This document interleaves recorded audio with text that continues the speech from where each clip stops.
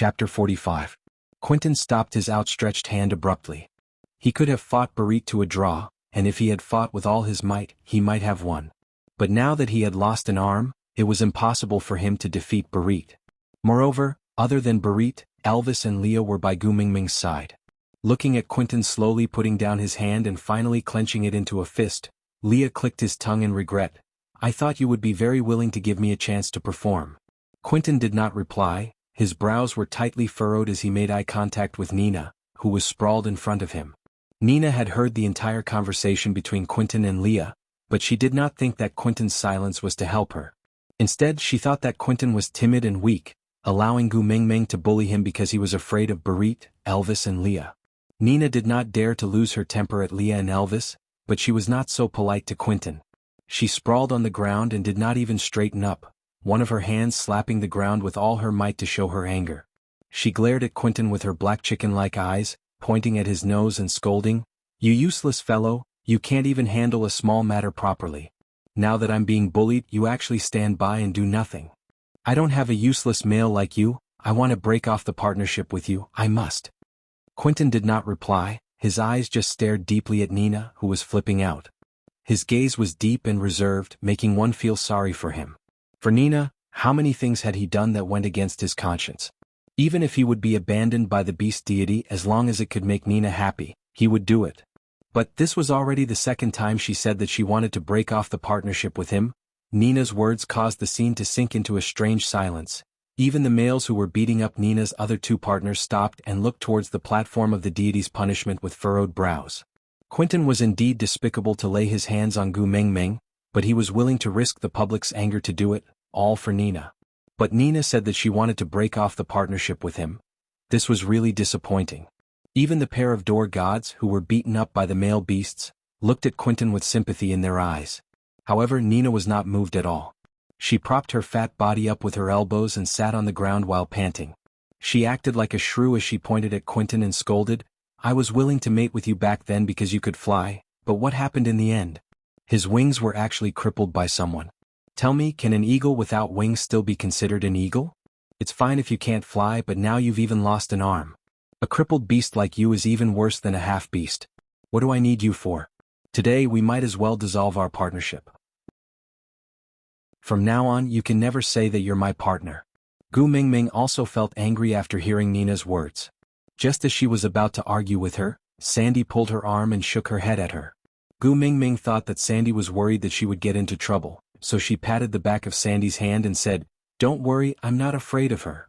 Sandy used a little force and pulled Gu Mingming, who was about to dash out, back. She was in a difficult position, but she still whispered into Gu Mingming's ear, "You can't help Quentin, don't go over." Aside from the topic, yeah, I know Nina is not an important person. I'm just using her to expound on the views of marriage in the beast world. Chapter 46. Gu Mingming looked at Sandy in confusion, not understanding what was going on. Sandy pursed her lips and lowered her voice even further. "This is a tacit agreement between females. We cannot interfere with the matters between other females and their males." Gu Mingming looked at Sandy and nodded after thinking for a moment. That's right, even an upright official would find it hard to settle a family matter. As an outsider, it was indeed inconvenient for her to interfere with the matters between a couple.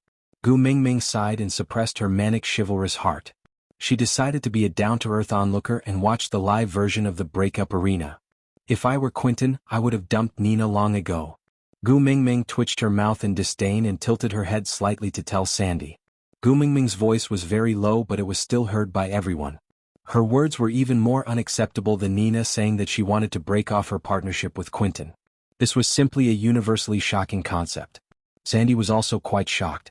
She looked at Gu Mingming with her big, adorable eyes and only spoke after a long time. Males can only mate once in their lives. Once they break off their partnership with their partners, they will receive the punishment of the fury of the beast deity. Even if the stronger ones can survive, they will become stray beasts and never feel happiness or warmth again. They can only live like the walking dead. Moreover, they will be chased and killed by all the orcs. That kind of life is very miserable. *CK. Gu Mingming's eyes widened even more than Sandy's. That was too inhumane. Not allowing a divorce when the relationship between husband and wife was broken? Why did a divorce sound like it was destroying the entire Milky Way galaxy and they were chased and killed by everyone? What did my divorce have to do with you? Facing Gu Mingming's astonishment, Sandy clearly did not understand. This was common sense. Why did Gu Mingming not seem to know about it? Gu Mingming looked at Sandy's expression and roughly knew that she had overreacted. Perhaps, in this world where the ratio of males to females was so abnormal, such a rule was a form of protection for females? Otherwise, with the willful and suicidal nature of females in the beast world, males would probably have strangled numerous females like Nina to death. Although Nina was despicable, but if the females were all strangled to death, then the beast world would not be able to continue reproducing. Gu Mingming understood this point and the expression on her face softened a little. She shook her head and said, forget it, forget it. Why should we join in the fight between the husband and wife? Come on, let's go back and eat. Look, your rabbit meat is getting cold. Do you want me to heat it up for you? At the mention of food, Sandy immediately forgot about Gu Mingming's strange behavior just now. She nodded with her eyes shining and said softly, Gu Mingming, the rabbit meat you made is so delicious, it's different from what I've eaten before. There's a type. I don't know how to describe it, but it's really delicious. Gu Mingming chuckled. Eat more if you like it. As Gu Mingming spoke, she placed the remaining rabbit meat in Sandy's hands back on the fire to roast. However, the position of the roasted meat was even closer to Nina and Quentin. Hence, Gu Mingming was like a popcorn seller at the entrance of a cinema. She did not need to buy a ticket, but she did not miss out on anything that happened in the cinema. The aroma of the roasted rabbit wafted through the air, causing Nina to be tongue-tied. She could not even scold Quentin properly. Looking at Sandy taking a bite of the rabbit meat in satisfaction, that blissful look on her face made her bite her tongue accidentally. Damn it. Nina was extremely angry. She was the first beauty of the tribe. Since when did delicious food belong to a lowly half-orc female like Sandy? Aside from the topic, to be honest, I am very conflicted now. Damn it, I want to blacken Quentin and make Nina break off the partnership with him. Then Quentin will turn around and kill Nina for revenge? How about it? Is there anyone who supports me? I feel so aggrieved. Damn it, I did everything for you. Damn it, you didn't even ask me how my broken arm is. Damn it, you only know how to scold people. P.S. Let's guess with a prize. What race is Nina? The reward for guessing correctly is 20xx beat hint. 1. Birds. Chapter 47. Nina was infuriated. She rushed forward and before Gu Mingming could react, she smashed the roasted rabbit that Gu Mingming had just warmed up for Sandy onto the ground. She then looked at Sandy arrogantly and said, I said not to eat, are you deaf? Gu Mingming already disliked Nina. Although she would not stand up for Quentin like a saint, it did not mean that Gu Mingming could accept Nina's way of doing things. Moreover, Nina had been looking for trouble the moment she came out. Gu Mingming wanted to beat her up just now, but she suddenly turned around and targeted Quentin in the middle of a quarrel. This caused Gu Mingming to be unable to vent her anger and could only endure it. Now she came to look for trouble again and even smashed the food that was meant for Sandy onto the ground. Looking at Sandy's aggrieved look, Gu Mingming was so angry that she was about to burst into flames. Hey, are you crazy? Just because you said not to eat means not to eat, who are you? With Gu Mingming's push, Nina staggered a step back. Because she was prepared, she did not fall this time. Because of Quentin's silence, Nina, who was already in a bad mood, completely vented her anger on Gu Mingming. What was so good about this skinny young female? Barit liked her, Elvis liked her, and now even Leah expressed his support and affection towards her. How hateful, all these outstanding males should have belonged to her, the first beauty of the tribe. So, Nina copied Gu Mingming's actions and pushed back, not to be outdone. Gu Mingming's body was petite and slender. Naturally, Nina, who was bloated and lacked training, could not be compared to her. She just lowered her body slightly and dodged Nina's attack easily. She then swung her fist and hit Nina's fat stomach. Damn it, Gu Mingming's fist was completely buried in Nina's overturned stomach. She felt that she could not exert any force on it, as if her fist had landed on cotton. It was so light that it made her feel uncomfortable. But even so, Gu Mingming's years of martial arts and Sanda training in the gym were not for nothing. To Nina, who had never been hit before, a heavy blow almost took her life. She sat down on the floor and wailed, "Ah, murder! This young female wants to kill me. Someone save me." Nina thought that her pitiful plea for help would definitely trigger a male's protective instincts, because she clearly saw Elvis's muscles tensing up when Gu Mingming did that. He looked like he was going to destroy the world, as if whoever stood opposite Gu Mengmeng deserved to die. So, Nina learned from Gu Mengmeng and added some of her own acting skills, forcefully portraying what it meant to be a pitiful wailing like a pig being slaughtered. However, her appearance was not completely useless. At the very least, her male felt his heart ache. Unfortunately, Quentin, who was kneeling on the platform of the deity's punishment, didn't dare to move. The two who dared to move below the platform were beaten to the point that they couldn't get up. Gu Mengmeng was already furious and felt even more annoyed after hearing her wailing and howling. She simply flipped over and rode on Nina's body. She swung her arms and slapped Nina more than 10 times, scolding as she slapped, "I'll let you howl. I'll make you howl. Howl. Howl again." Gu Mengmeng only stopped after slapping Nina's face till it was swollen. Nina had never seen such a scene before and she was completely dumbfounded from the slaps. Looking at Gu Mengmeng riding on her, she did not even have the courage to push her. Seeing that Nina was completely obedient, Gu Mengmeng then dusted her hands and stood up. She looked down at Nina and said, "Remember, I'm Gu Mengmeng. Sandy is my friend. If you dare to bully her again, I'll beat you up every time I see you." Aside from the topic, author, cough cough, to promote the correct values, hitting people is not right. Babies, remember not to hit people for no reason. Gu Mengmeng, it's not right to hit people but it's effective. Author, let's talk nicely, don't hit. Gu Mengmeng, let's not quarrel when we can fight. Maintaining silence is also a virtue. We'll hit people quietly and leave quietly. Author, Gu Mengmeng, I don't allow you to hit people, no no no. Gu Mengmeng shrugged her shoulders. Alright, I won't hit people, I won't hit people. Anyway, Nina is not a human. Chapter 48. I am a female, you can't hit me. Nina protested with a trembling voice as she cried out in fear and indignation. Gu Mengmeng snorted in amusement and threw a punch towards Nina's face. Nina was so frightened that she took a step back and curled up into a ball. She looked pathetic and funny at the same time. However, Gu Mengmeng's fist stopped an inch away from the tip of Nina's nose. Gu Mengmeng stuck out her thumb and pointed it at herself. She smiled confidently and teasingly, "I'm going to hit you. Hit me back if you can. You are barbaric." Nina saw that Gu Mengmeng had no intention to continue hitting her. Her face was swollen and her words were unclear, as if she had a soy egg in her mouth. "Thank you for your compliment." Gu Mengmeng cupped her fists and smiled in disdain. She turned to the cute Sandy and completely ignored Nina, who was looking for her teeth all over the ground. It was the first time Sandy saw Nina at a disadvantage and it was so pitiful. Although she felt that Gu Mengmeng's way of handling things was weird, so what? The main point was to vent her anger. Sandy pursed her lips and smiled secretly.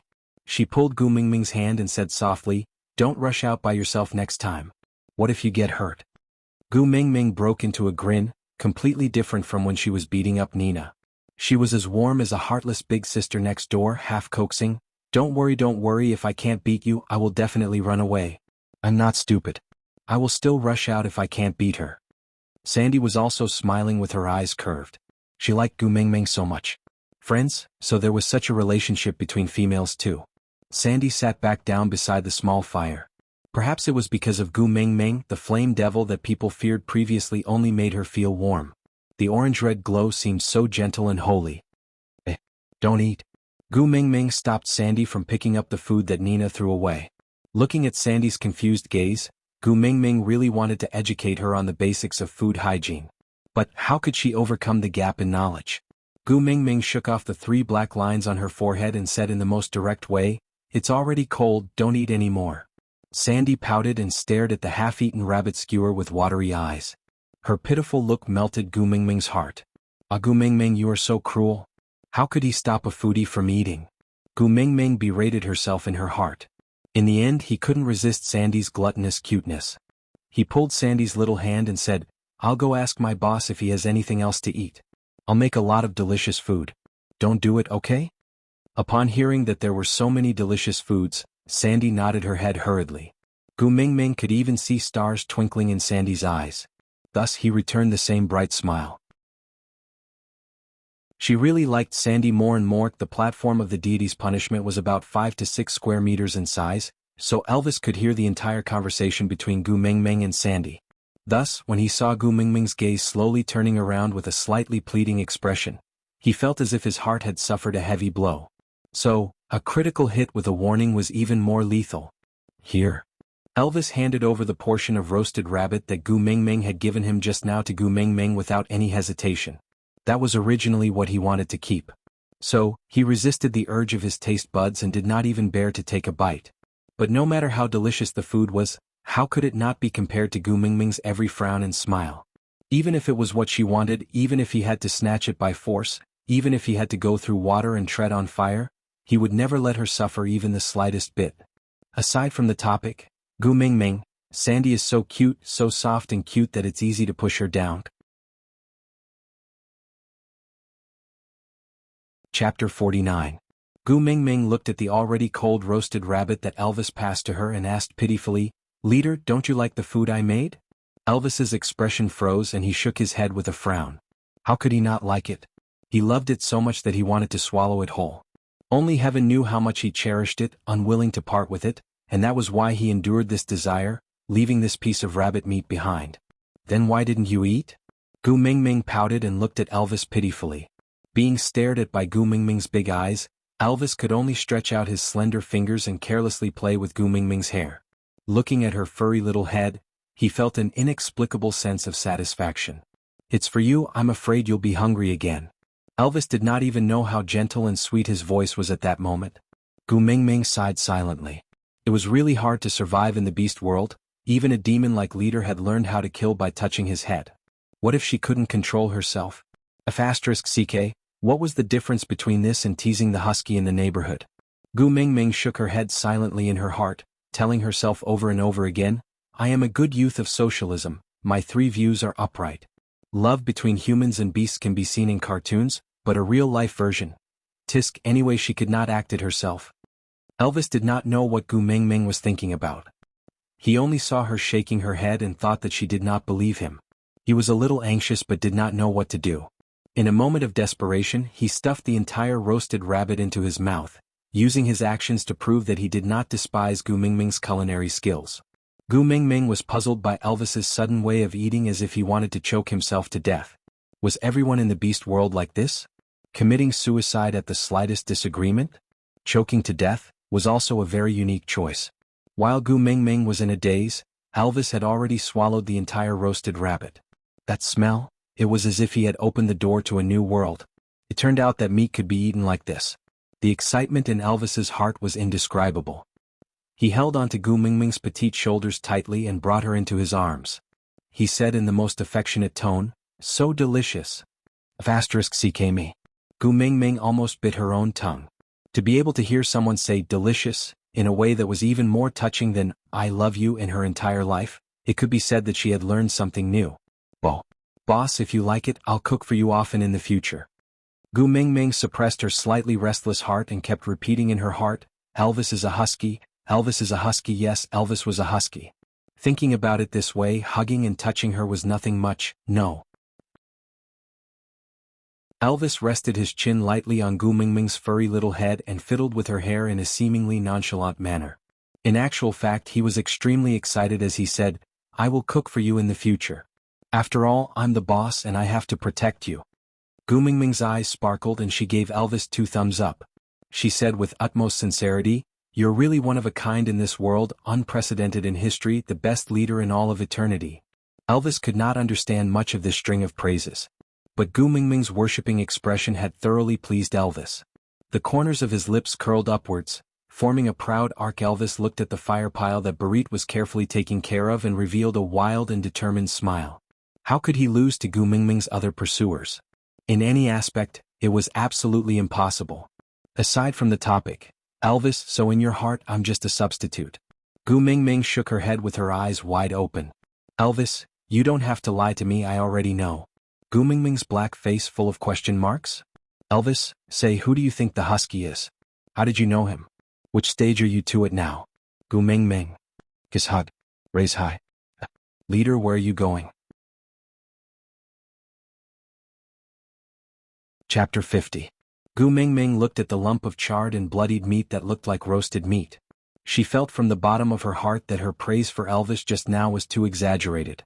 She deeply understood that looks did not represent everything. At least, it did not represent culinary skills. Turning a perfectly fresh piece of meat into a biochemical weapon was also a kind of talent. Gu Mingming definitely could not eat it. But if she said she did not want to eat it, she could not resist Elvis's pair of expectant eyes. Gu Mingming struggled for a while and decided to put up with her stomach to please Elvis. After all, leader was the truth and looks were justice. Gu Mingming bit down on Elvis's masterpiece with the determination to die for justice. There was a charcoal taste in her mouth, and when she chewed, there was a loud crunching sound. Gu Mingming's sense of taste had already activated its self-protection mechanism, and she could not taste anything. Yes, her tongue was numb. The only thing she was worried about now was whether her little white teeth could withstand the test of this roasted meat that was comparable to a small rock. Her stomach rolled, followed by a twitching pain. Drops of sweat appeared on Gu Mingming's forehead, making the smile she was trying her best to maintain look especially heart-wrenching. Males were naturally sensitive, and Elvis already knew that he might have messed up the moment Gu Mingming saw that piece of roasted meat. However, he was still holding on to the hope that it might not look good and that the taste was not bad. After all, he used a lot of courage and love to roast it. But Gu Mingming only took one bite and her forehead was already full of sweat. Elvis could not help but recall what Gu Mingming said when she asked him to find a piece of wood, or else I will die. It seemed like the beast deity world had a unique way of cooking food. If the messenger of the beast deity ate the wrong food, she would really die. Thinking of this, Elvis's heart tightened. He went forward and smacked the roasted meat in Gu Mingming's hand, saying with a black face, "Don't eat it, leader." Gu Mingming was a little worried. Actually, Elvis was really nice to her, but she was still afraid of him, especially when he showed clear signs of anger. She was especially afraid of him. Perhaps this was because she had seen Elvis's original form. Humans had a natural fear towards wild beasts, especially ferocious ones like wolves, tigers, and leopards. Try mine. A tree branch with barbecued meat was extended in front of Gu Mingming. Gu Mingming looked up along the branch and saw Mr. Holy radiating a godlike radiance, smiling and coming to save her. "Beauty, thank you." Gu Mingming still did not know Mr. Holy's name, but he could always jump out at crucial moments to give her a sense of security. It was the same last night when Quentin wanted to kill her, and it was the same now when she was afraid because of Elvis's anger. Gu Mingming did not know why, but the words he said last night rang in her ears. "Don't be afraid, I'm here." Mr. Holy responded with a faint smile and said, "If beauty is a title, can you add my name after the title?" Gu Mingming nodded, then shook her head. She lowered her head in guilt and said, "You saved my life, but I don't know your name." "I'm sorry, Leah." Mr. Holy's voice was as gentle as the choir in the church. It naturally made people feel blessed. "Promise me that you will remember my name and never forget it, all right? Beauty, Leah." Gu Mingming smiled brightly, her eyes curved into crescent moons, clearly reflecting Lee's shadow. Chapter 51. Elvis felt very uncomfortable, but he could not explain the reason. He only knew that he really disliked the way Gu Mingming was looking at Leah. It made him feel very uneasy, anxious, and frustrated. But he could not stop Leah from getting close to Gu Mingming. He and the entire Saint Nazaire must support all the factors that could make Gu Mingming choose to stay in Saint Nazaire. Even though he really hoped that this factor could be him and only him. But if it was not him or not only him, then he would rather it be Leah than anyone else. As an opponent, Leah was undoubtedly the most troublesome person. But as a partner, Leah was the most reassuring. Elvis knew that if both Leah and himself could become Gu Mingming's partners, it would be the most advantageous situation for both Gu Mingming and Saint Nazaire. So, Elvis endured the bulging veins and clenched his fists tightly. He watched as the pink atmosphere between Gu Mingming and Leah continued to glow, but did not rush up to break it and bring Gu Mingming away. If Gu Mingming's identity as the messenger of the beast deity was exposed, she would be safer with Leah and him protecting her together. Elvis kept repeating this in his heart to suppress his urge to rush up and attack Leah. But the time that Elvis felt was long and torturous was actually less than a minute. Because no matter how much Gu Mingming was obsessed with beauty, she could not resist her physiological reaction. From a crafty and supernatural point of view, Elvis's roasted meat, which was not a perfect combination of charred and fresh, had won Lee's beauty. Gu Mingming felt her stomach cramping up. No matter how good Lee's roasted meat was, she could not open her mouth to take a bite. Gu Mingming held onto her stomach and squatted down, curling up in pain. This situation made everyone extremely worried. Elvis especially blamed himself. He should not have let Gu Mingming eat something that he had not tasted before. He was too careless. Leah was Saint Nazir's witch doctor. Taking care of the females in Saint Nazir was his top priority. So when Gu Mingming showed such pain, his reaction was the fastest. That piece of roasted meat, which he had put so much effort into, was casually thrown aside. Leah took a step forward and carried Gu Mingming in his arms, using the posture of carrying a baby to let her relax as much as possible. His slender and fair fingers caressed Gu Mingming's forehead gently. Leah said with concern, "Don't be afraid, tell me where you are feeling unwell. I can cure you." To be honest, Gu Mingming felt a little embarrassed being hugged like this. However, the joy in his heart was indescribable. Which girl doesn't want to be cherished? A handsome, gentle, capable and attentive male god like Leah would hug you gently, as if he was holding the most precious treasure in the world. His pair of eyes that could turn the world upside down would only focus on you, as if he had poured all his tenderness into you. His slightly furrowed brows betrayed his worry.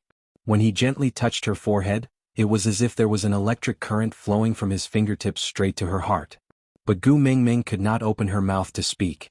To her now, Elvis's dark cuisine was nothing at all, because the pain from her lower abdomen was so familiar.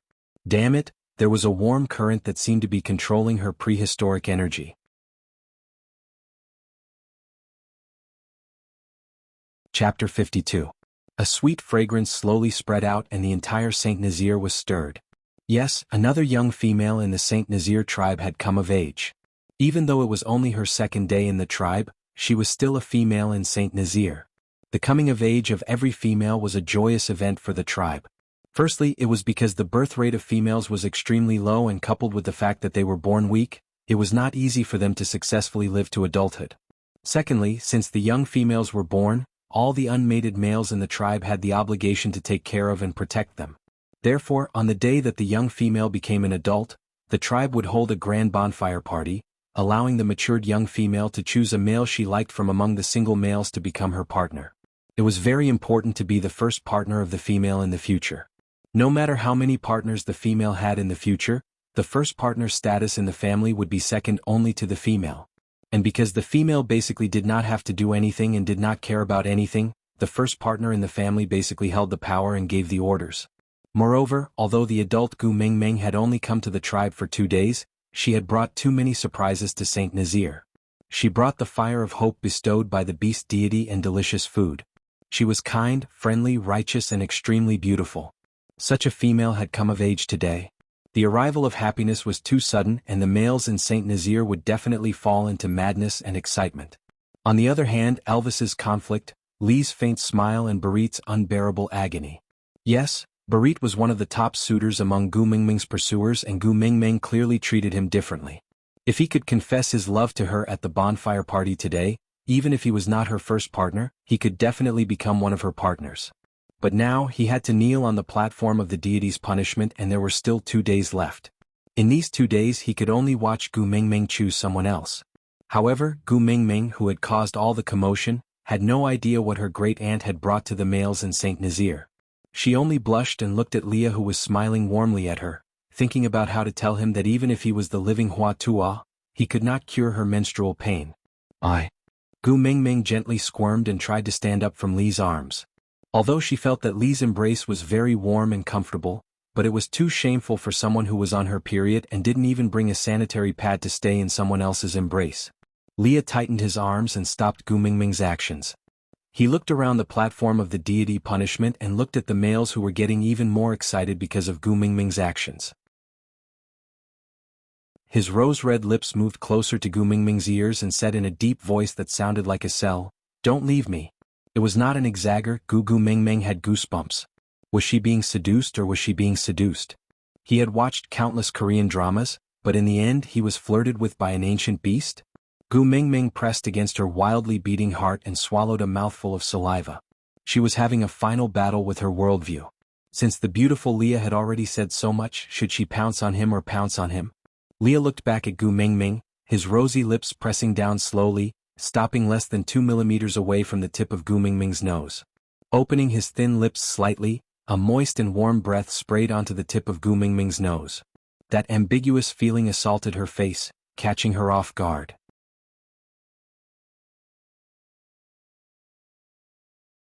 Chapter 53. Howl howl, Gu Mingming could even hear the wolf howling in her heart.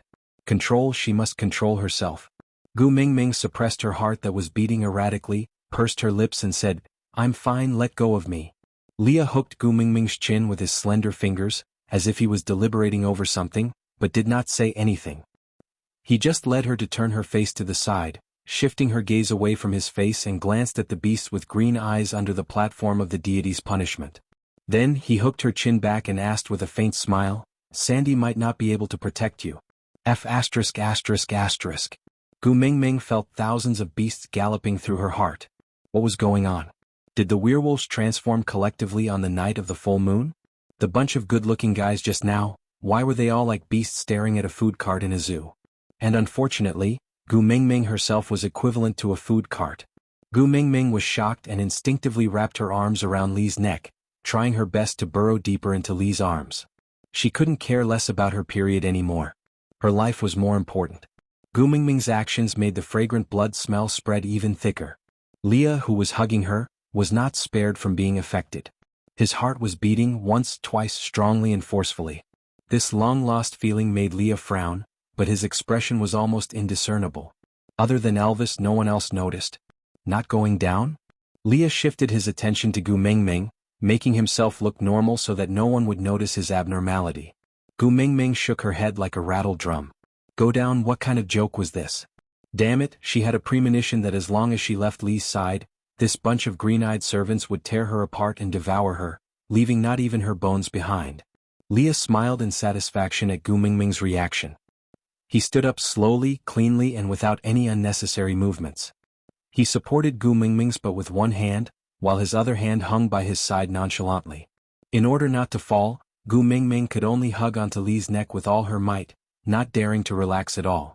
Their faces were pressed against each other and Li's heart was stirred up by Gu Mingming's delicate skin and fragrant scent. Even though he tried his best to control his emotions, his tone still revealed too much flirtatiousness. Are you going back to Elvis or me? Gu Mingming's heart skipped a beat. The more dangerous the outside world was, the more seductive this kind of ambiguity was.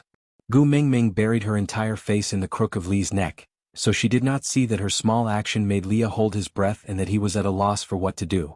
Send me back to Boss. Boss will protect me. I can protect you too. This sentence almost slipped out of his mouth, but Leah strangled it to his throat.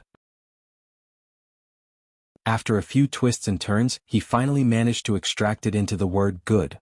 Leah walked past Elvis and the two of them exchanged glances. The tacit understanding they had developed from years of going through life and death situations allowed them to communicate without words. Tonight, the bonfire party to celebrate Gu Mingming's coming of age would definitely be very exciting. But the final victors could only be the two of them. Elvis and Leah walked side by side, protecting Gu Mingming who was nestled in Li's arms like an ostrich.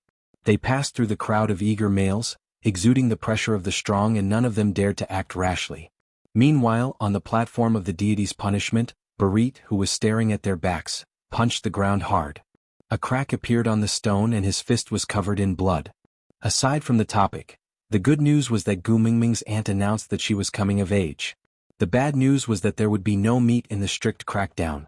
The author shrugged her shoulders innocently.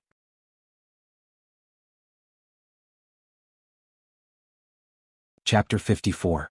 Gu Mingming was still dumbfounded when she returned to Elvis's winter snow.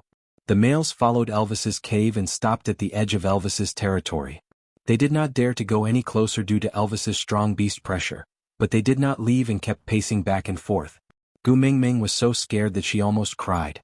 She could defeat Nina, but it did not mean that she could defeat a group of abnormally strong males. Leader, you won't let them eat me up, right? Elvis's face darkened and he was in an extremely bad mood. His little follower was being coveted by all the single males in the tribe. No one would be in a good mood. Moreover, she had promised to be his follower and not leave his side. But she had been glued to Li's body the whole time and did not even look at him. You still know that I am your leader? Elvis's voice carried a tinge of anger.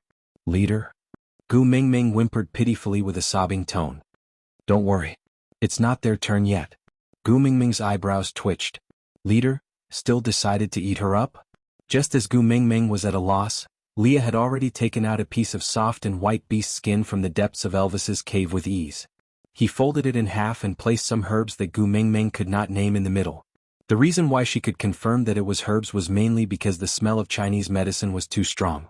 It was strangely similar to the smell coming from the Moxibustion hall below Gu Mingming's house. Then Leah sewed the beast's skin to a suitable size and it was smooth and comfortable. Without saying anything, he lifted Gu Mingming's skirt. Gu Mingming was so shocked that her body trembled. She grabbed onto the hem of her skirt and stared at Leah in disbelief. She wanted to scold him as a rascal, but looking at his face that was glowing with holy light and his calm expression, Gu Mingming could not bring herself to scold him. "You will feel more comfortable if you put this on." Li's tone was calm, which made Gu Mingming, who was on guard, feel like she was gauging a gentleman with her own mean measure. But, no matter how much of a gentleman he was, he could not lift someone's skirt. Gu Mingming coughed awkwardly and snatched the barbaric version of an ante from Li's hands. She nodded and stepped back, saying, "I'll do it myself, I'll do it myself." Li's slender fingers threaded through Gu Mingming's silky hair and supported the back of her head firmly, while his other hand wrapped around Gu Mingming's waist. His actions were intimate and natural, as if they were supposed to be hugging each other like this. He naturally held Gu Mingming in his arms. Leaning against Gu Mingming's ear, Li's voice was filled with temptation. "You have to try and get used to relying on us or else, we will be hurt." "Huh?" Gu Mingming was dumbfounded, completely unable to understand what Leah meant. Dependent? But he didn't have to rely on her to the point of changing sanitary pads for her, right? Shame, just thinking about it makes me feel so ashamed.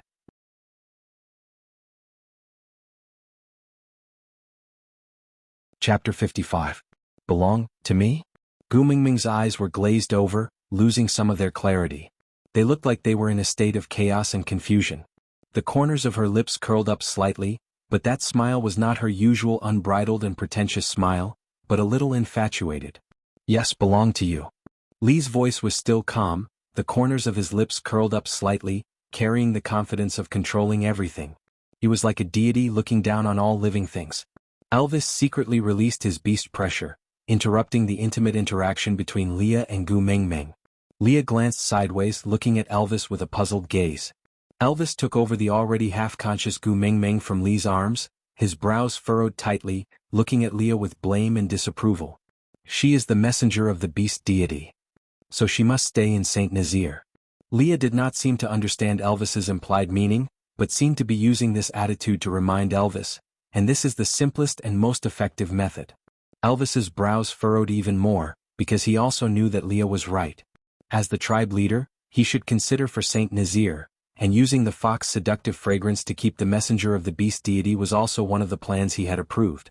It was just that at that time, he did not know that the messenger of the beast deity whom he had never met would be the one who always surprised him, made him break his rules, and made him call her leader uncontrollably. "When she wakes up, she will blame us." Elvis looked at the defenseless Gu Mingming who had fallen into a deep sleep in his arms, thinking about how her clear eyes would be filled with hatred and anger when she opened them again. He felt a sharp pain in his heart. To her, it's just two more outstanding males following her, she has nothing to lose. Moreover, if she gets angry because of the fox seductive fragrance, the only one she cannot forgive is me, not us. Leah seemed to be prepared for anything from the start, regardless of whether the outcome was good or bad. "If that's the case, you can kill me in front of her to vent her anger. As long as the messenger of the beast deity can stay in Saint Nazaire and make Saint Nazaire stronger, it's worth sacrificing my life." Things have not reached that stage yet. Elvis interrupted Li's words. After going through life and death for so many years, he had long treated Leah as his family. Their blood and flesh were intertwined and they treated each other with sincerity. Although the thought of sharing Gu Mingming with Leah made him feel as though there was a fishbone stuck in his throat, Elvis treasured Leah like his own hands and feet. However, Leah smiled indifferently and glanced out of the cave thoughtfully. "If she could mature a few years later or even a few months later, I would not have to use the fox seductive fragrance to mate with her. But now, no matter how different you and I are in her heart, the difference between us and other males is not big. You know, if you want her to really stay, her first child has to be between you and me.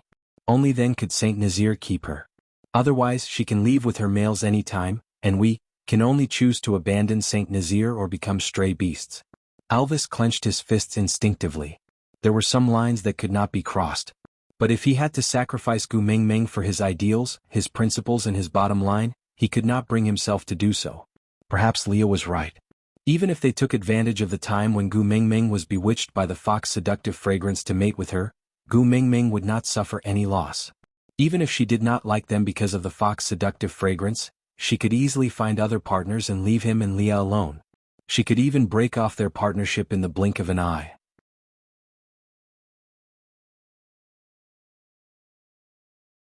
Chapter 56. She will not belong to anyone else, no one can take her away. Elvis turned around and carried Gu Mingming to the grass in the cave, so that she could sleep more peacefully. Leah did not stop Elvis from leaving, he just looked at him quietly. When he walked out again after settling Gu Mingming down, Leah had already collected all his emotions. His eyes were so deep that they seemed to be able to see through everything. His voice was so calm that there was not a single ripple in it as he stated in a light tone, "You have already fallen in love with her." Elvis did not say a word, he just frowned and looked back at Leah. After a long while, he nodded his head slightly. Yes, he liked Gu Mingming inexplicably, so much so that he could not extricate himself. He and Leah had planned for Saint Nazaire for so many years, yet he had miscalculated his own restless heart. So this was how it felt to fall in love. Gu Mingming used her big lively eyes to teach Elvis how to make his heart beat. So, he would never let go of this mischievous female no matter what. Luckily, Gu Mingming was coincidentally the messenger of the beast deity, so Elvis did not have to choose between the tribe and Gu Mingming. Leah did not seem to be surprised at all. Yes, that female was the messenger of the beast deity, she had countless attractive points on her, she was beautiful and intelligent, kind and gentle. Most importantly, she represented the beast deity and was the supreme authority in the beast world. It was an honor to be able to stand by her side. Which male could not be tempted? What about Barit? Do I need to warn him? No need. Elvis had his pride as the leader of the tribe, or rather he had his pride as a male.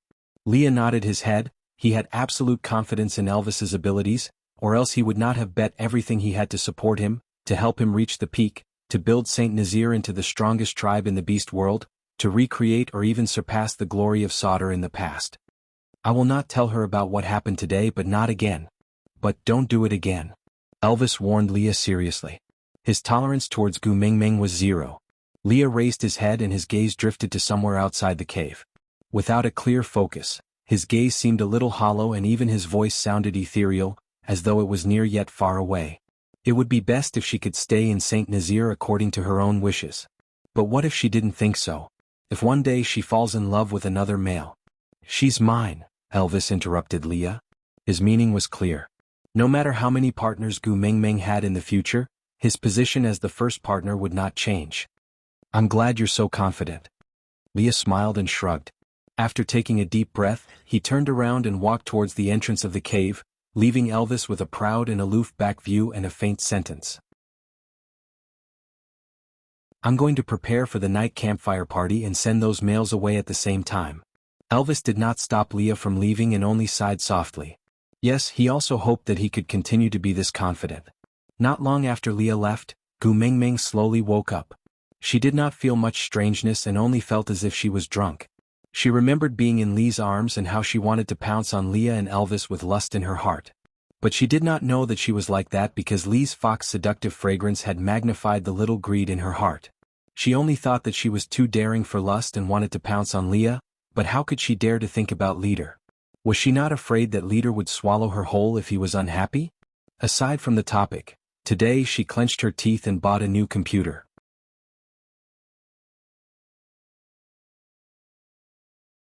Chapter 57. Come here. Elvis waved at Gu Mingming and said, I know you're awake. Gu Mingming, who wanted to continue pretending to be asleep, opened her eyes helplessly and flipped herself up from the grass. She smiled awkwardly but politely and said, Leader. Who will you choose tonight? Elvis's silhouette was hidden in the shadows and Gu Mingming could not see his face clearly even though they were very close. What? Gu Mingming's little heart froze because of Elvis's words. Who would she choose tonight? Was it the same as the Emperor flipping the cards? Gu Mingming's mind automatically replayed Lee's ambiguous actions and seductive words and her little face could not help but burn up. Damn it, Leah looked like an otherworldly flower. Why was he so good at flirting? And he even led my leader astray. Give me back my cold and abstinent leader. Who is this introverted slut? I must have a fake leader. Gu Mingming was busy cursing in her heart and could not care about her facial expression. Hence, There was no longer any politeness on her little face and only awkwardness was left.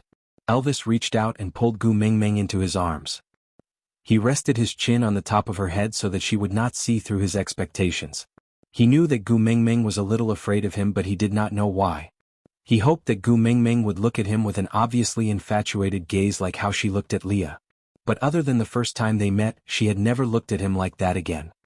Who will you choose as your first partner at tonight's night campfire party? Elvis tried his best to sound calm, but he himself did not know how much trepidation he was feeling when he asked this question. He was anticipating her answer but was afraid of hearing someone other than his name. Sorry, Gu Mingming had to disappoint Elvis's expectations. Because at that moment, it was as if a nuclear bomb had been thrown into her brain. What first partner? Leader, have you forgotten that I'm still a young female? An underage one. Gu Mingming instinctively crossed her arms in front of her chest and looked at Elvis, who was smiling bitterly with a guarded expression. She thought to herself, although this is the beast world, as a beast, there must be ethics and 3 principles, right? To lay hands on an underage female, that's enough to anger both man and God. Isn't that incomparably high and mighty beast deity of theirs going to come out and do something about it? You're an adult today. Elvis rubbed his chin against the top of Gu Mingming's head, his eyes filled with a gentle smile. You're in heat today. What? Gu Mingming could not hold it in any longer and blurted out, I am a pure and innocent young lady, why would I be in a relationship? Elvis tilted his head and looked at the furious Gu Mingming with a doting smile. The scent emitted from Gu Mingming's body did not seem to be covered by the medicine Leah had prepared. Instead, it had a vague feeling of wanting to say something, making it even more irresistible. This sweet and fragrant scent was like a pair of invisible hands that tickled Elvis's sensitive nerves. There was a voice that kept whispering beside his ears. Your female, she has matured. Gu Mingming had goosebumps from Elvis's laughter. She cleared her throat and lowered her head timidly, saying, Leader, I am not scolding you. I just want to express my shock. I'm really a young female, it's impossible for me to be in heat. You have to believe me, really?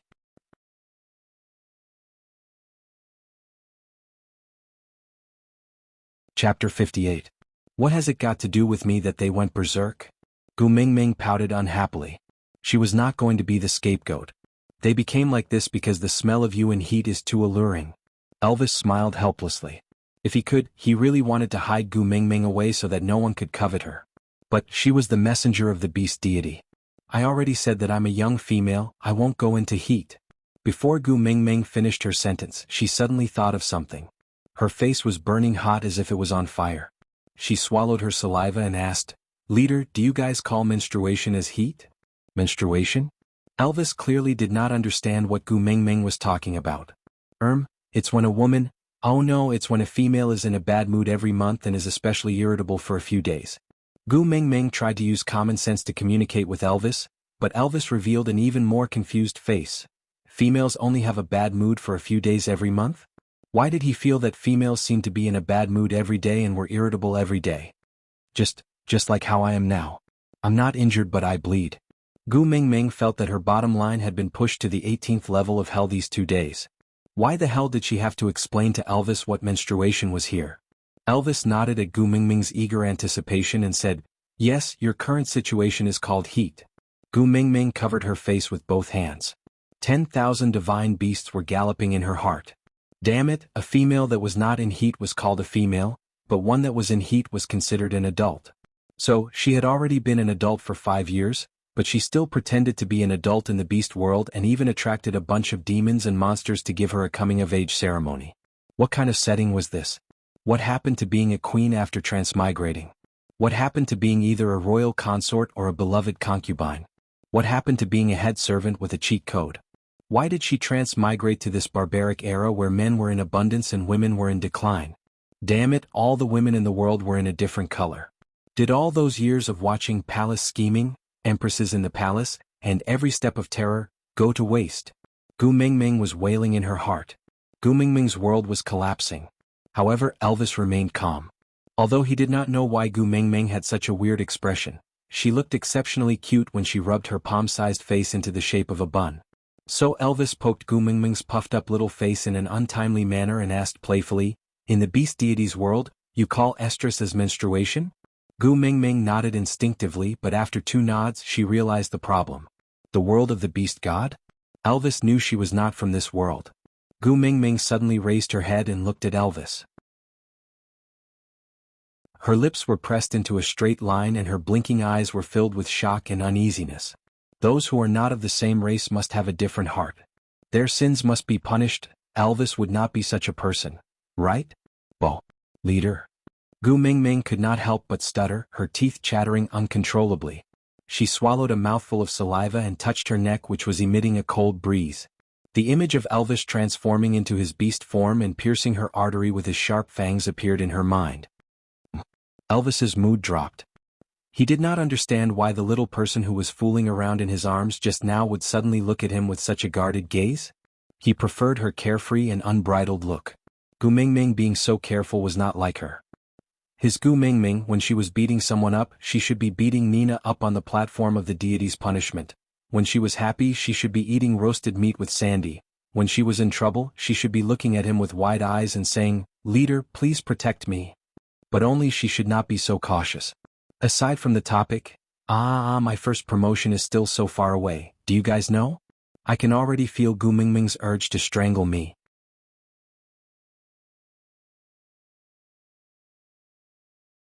Chapter 59. Seeing Elvis frowning, Gu Mingming became even more nervous, and the moment she got nervous she naturally bled. The barbaric sanitary pad prepared by Leah could not absorb Gu Mingming's ferocious amount of blood, so a bewitching red flowed down Gu Mingming's thigh. That warm current completely shattered Gu Mingming's self-esteem. What the F***ck? It was embarrassing enough for her period to bleed through her pants, but now it was dripping down in front of him. Gu Mingming felt that she had never been so embarrassed in her life. So she bent her knees and squatted on the ground, bawling her eyes out. Eat, anyway I can't beat you in a fight nor can I outrun you. I can't do anything if you want to eat me. But can you be gentler when you eat me? I'm afraid of pain. Sob. Elvis was dumbfounded by Gu Mingming's crying. He did not know why Gu Mingming was afraid of him, and now that he heard Gu Mingming say that he wanted to eat her, he did not know where to start. Was it not obvious enough how much he doted on her? Or, in the beast deity's world, the way males express their love for females is to eat them?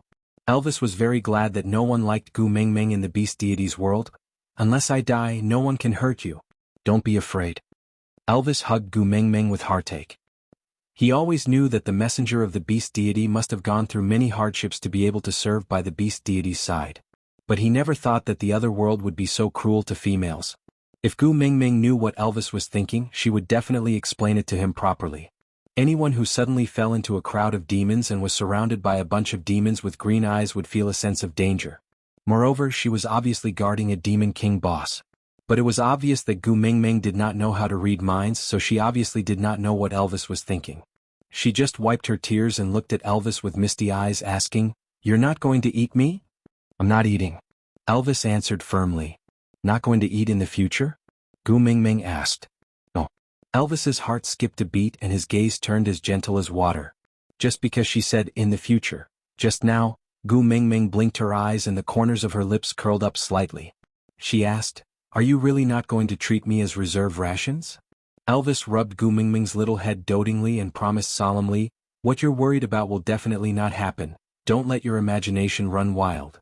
Gu Mingming sniffled and finally smiled through her tears. "You should have said so earlier if you don't want to eat me. You made me worry for a long time." Seeing Gu Mingming's relaxed look, Elvis also heaved a sigh of relief. After this ordeal, his initial uneasiness and anticipation were also disrupted. With the current atmosphere, he could no longer ask Gu Mingming who she would choose as her first partner tonight. Gu Mingming. A female's careful call came from the cave entrance. "Sandy?" Gu Mingming tilted her head and peeked her little head out from Elvis's side. She looked at Sandy, who was standing at the cave entrance timidly and did not dare to enter. She grinned and said, "Are you here to play with me?" Sandy was still a little afraid of Elvis. Although Elvis had never done anything to her, and it could even be said that she and the other females could live peacefully in St. Nazaire because of Elvis's abilities and Lee's intelligence, but she could not explain why she was still afraid of him. So, Sandy waved at Gu Mingming and said, "Can you come out for a while? I have something for you." Gu Mingming's heart melted when she saw Sandy's actions that resembled a lucky cat. She nodded her head hurriedly and rushed out. But she had only taken 2 steps when she was lifted up by the waist. When her feet left the ground, her legs were still flailing in Sandy's direction. Gu Mingming's face turned into a steamed bun from anger. She turned to Elvis and protested, "Leader, you're lifting me again." Aside from the topic, to be honest, I have always been in a dilemma regarding the question of 1v1 or NPC. Logically speaking, the Beast world has always taken the NPC route, and my original idea was also the same. But the great editor said that the current readers are pure and cannot accept the setting of NPC, so the outline that I submitted to the editor is for 1v1. The male lead is set to be Elvis. You can tell it's him just by looking at the title, but if the little babies like to read NPC and think that NPC is acceptable, I feel that I can discuss with the editor again, because to be honest, Leah is a character that I like very much. He is very smart, has wisdom, and is rational enough. However, a person who was too smart always thought that what he did was reasonable and controllable. When he realized that he was wrong, he was already deeply hurt.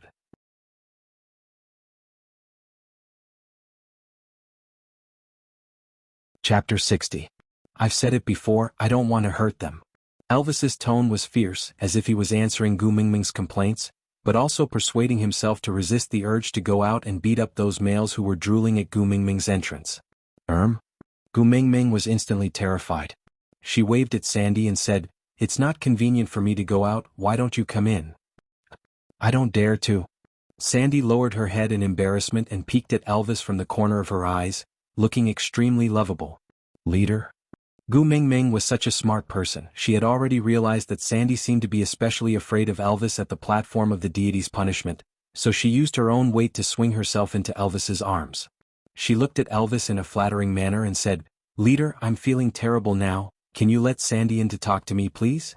Elvis was very satisfied with Gu Mingming throwing herself into his arms, but he was a clean freak. Other than Leah, only Gu Mingming could enter his cave freely. Nina was taught a lesson by Elvis because she used her female identity to barge into Elvis's cave time and time again, angering him. So everyone in St. Nazaire knew that Elvis did not allow others to enter his cave, and the males in the beast world had a strong sense of territory, so it was normal for Elvis to be a little clean freak. As Sandy was a female and good friends with Gu Mingming, Elvis could tolerate her entering his territory, but reaching the entrance of the cave was already the limit. Elvis was not willing to let her in. But if he did not let Sandy in, Gu Mingming would have to go out. Looking at the group of drooling males at the entrance, Elvis nodded with a black face, allowing Sandy to enter.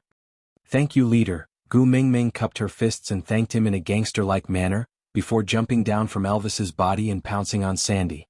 Sandy had never been treated so passionately by a female before and was not used to it for a moment. She blushed shyly and allowed Gu Mingming to do whatever she wanted on her body. She rubbed left and right until she was satisfied. Then, like a girl confessing to her first love, she shyly took out a small parcel wrapped in leaves and passed it to Gu Mingming. She blushed and said, "This is for you, what is this?" Gu Mingming did not stand on ceremony and took it over while asking. It felt a little sticky to the touch and had a faint fragrance to the smell. Gu Mingming's eyebrows twitched and she was overjoyed. She put the sticky hand into her mouth, it was slightly sweet. "This is yellow sauce. Although it can't compare to the roasted rabbit meat you gave me, it's already the most precious food I have." Sandy carefully observed Gu Mingming's expression. She was so afraid that Gu Mingming would despise the yellow sauce she had sent over. Although it was rare, it was not something that Gu Mingming had never seen before. Moreover, she only had so little. "Sandy, thank you." Gu Mingming gave Sandy a bear hug. She rubbed her little face against Sandy's chubby little face in satisfaction to express the ecstasy in her heart. "You're really my lucky star. With this, we can improve our meals." Sandy also smiled. She was very happy that Gu Mingming did not despise her gift and treated her so sincerely and passionately. In her memory, other than the mother beast, no other female had ever treated her so well before. Just because she was just a half-orc. Gu Mingming's smile was as warm as the sun. It made people squint their eyes unknowingly and smile along with her. Aside from the topic, Leah and Gu Mingming really lived up to that saying. A person who knows how to love taught a person who doesn't know how to love how to love. But when the person who doesn't know how to love learns how to love, the person who knows how to love doesn't dare to love anymore. This is not the ending I want to see. Lee's past is already hurtful enough. He deserves a warm family and lover. This is the character setting that I made up for him. This is the compensation that I originally wanted to give him. But if the ending can only be a 1v1, then Leah is destined not to have a good ending. But no matter what, it still depends on everyone's opinion. If Leah can gain the favor of most of the partners, I can bring the public opinion to negotiate with the great editor to see if it can be written as a 1v2 or 1vn. Alright, I created a poll in the novel. Partners can choose the option that you support.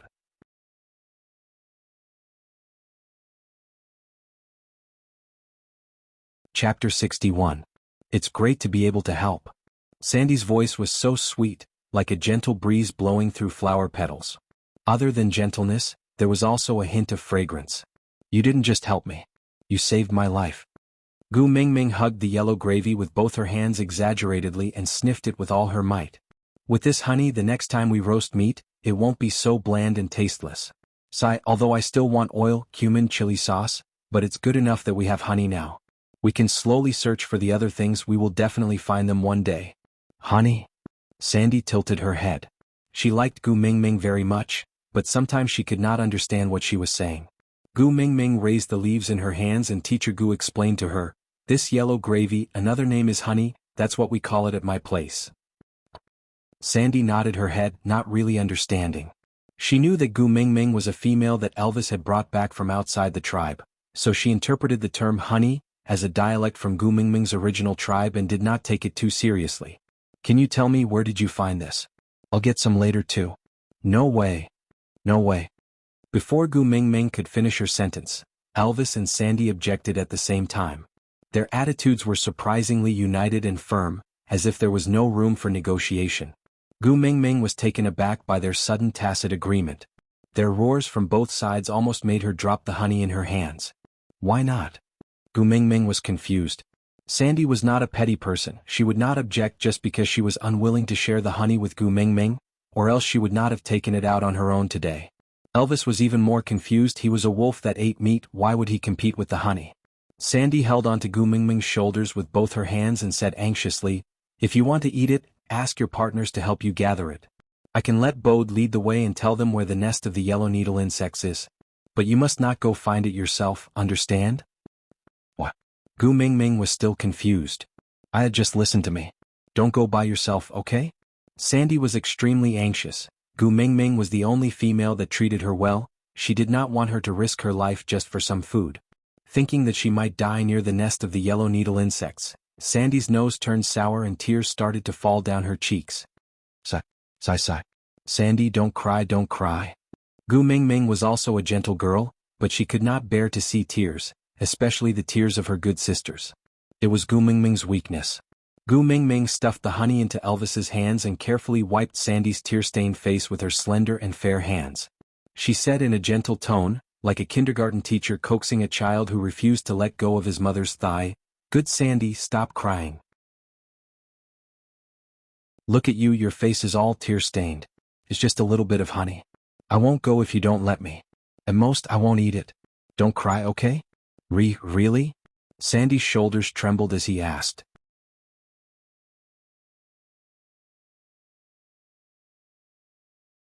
Chapter 62. Roasted meat is very delicious, Sandy said as she sobbed. Although she did not understand why Gu Mingming would talk about roasted meat when she mentioned yellow sauce, as a conscientious female who had personally tasted the deliciousness of roasted meat, Sandy felt that she should defend the roasted meat. How is that considered a delicacy? That's just to prolong my life and barely fill my stomach. Just wait, I'll make something better for you later. Gu Mingming patted Sandy's back lightly. Looking at Sandy, whose eyes lit up at the mention of food, Gu Mingming deeply understood that nothing could pacify a foodie better than food. Sandy's eyes were filled with anticipation as she looked at Gu Mingming. She swallowed her saliva but still shook her head, saying, "I'm just a half-orc female, I'm not worthy for you to treat me so well."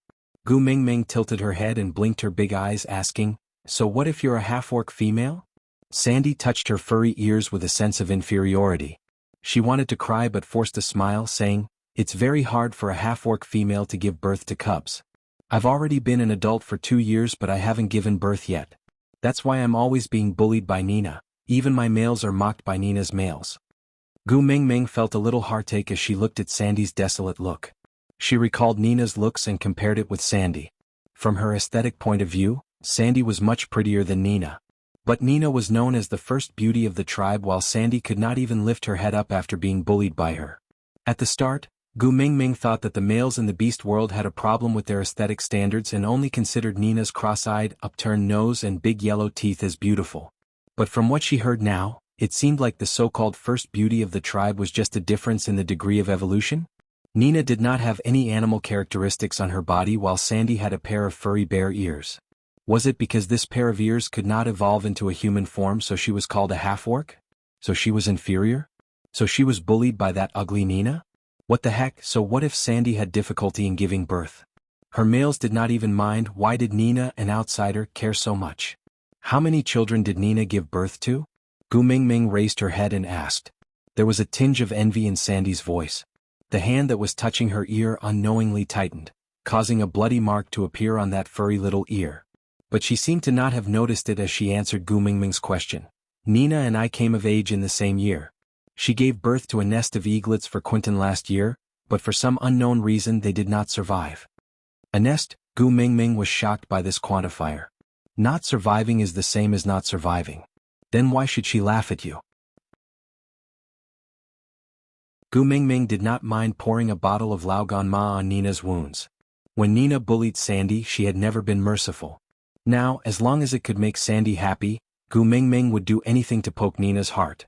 But Sandy felt that Gu Mingming's logic was not wrong. Although Nina was a complete female, she had been an adult for 2 years, yet she was still unable to give birth to a new cub for the tribe. What right did he have to laugh at himself? I know buts. Gu Mingming nudged Sandy lightly with her shoulder, interrupting her little worries. Then she covered her mouth with her hand and whispered into Sandy's ear, Sandy, do you still have the pad you use when you are in heat? Lend me one, I can't take it anymore. Sandy then noticed the meandering blood stains on Gu Mingming's thighs. She hurriedly nodded her head and replied like a machine gun, yes, yes, yes, yes. I'll ask Bode to help you get it. Sigh. Gu Mingming wanted to stop Sandy. Damn, asking a male to help her get a pad was very embarrassing. But Sandy had already dashed out of Elvis's cave like a gust of wind. She ran towards Bode who was waiting for her at the border of Elvis's territory. While running she shouted, Bode, hurry and help me get some of the pad I use for heat. Gu Mingming is in heat too much, she needs that pad, bring more of it. Aside from the topic, yesterday she sneakily made it to the top of the list without any precaution or apprehension. Alright, since she was in the recommendation process, 1P would not be too far away. Rubbing her hands nervously, P.S.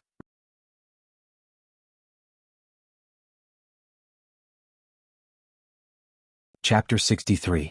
Gu Mingming slapped her own forehead. What did it mean to have no love in life? What did it mean to have the best bad friend? Gu Mingming looked at Sandy's anxious and sincere look and deeply understood the true meaning of these 2 words. However, before Gu Mingming could criticize Sandy, she felt a warmth on her back and she fell into Elvis's arms. Leader? Gu Mingming did not understand what was wrong with Elvis suddenly. Hugging and killing her from behind? Didn't he promise not to eat her?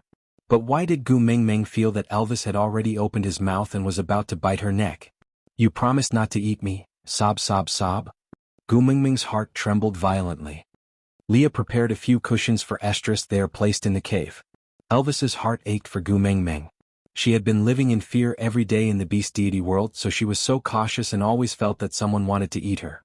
He also felt defeated. He had promised her so seriously that he would protect her, but she was still so afraid.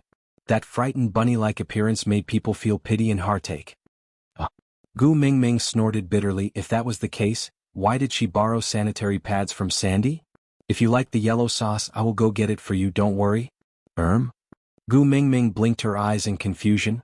Why did she feel that Leader had become so weird ever since he returned from the platform of the deity's punishment? Was it because of Leah? Gu Mingming suddenly felt that he seemed to have discovered something incredible. Leader did not allow others to enter his cave. Even precious females like Sandy and Nina did not dare to enter easily, but Leah could walk in openly as if he was returning to his own home, and could even casually leave sanitary pads in Elvis's cave, and Leader was not angry at all? No wonder Leader asked her who she was going to choose as her first partner tonight, so it was because of Lee's weird ambiguous behavior just now. Damn, Leader treated her as his love rival? The more Gu Mingming thought about it, the more she felt that it was the case.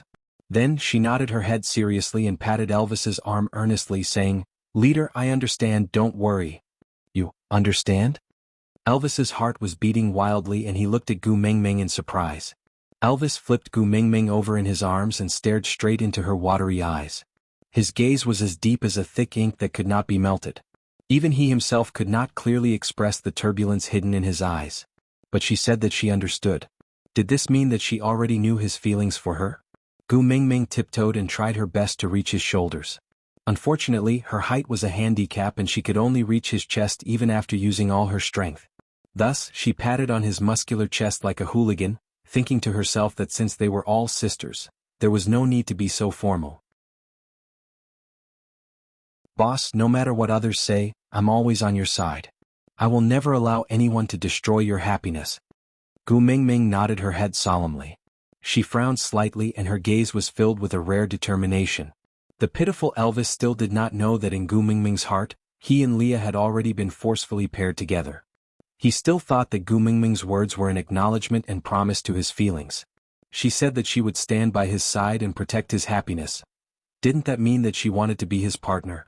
Aside from the topic, today's update might have been slightly delayed because the writing system crashed, causing the chapters to be messed up. I'm currently correcting it manually.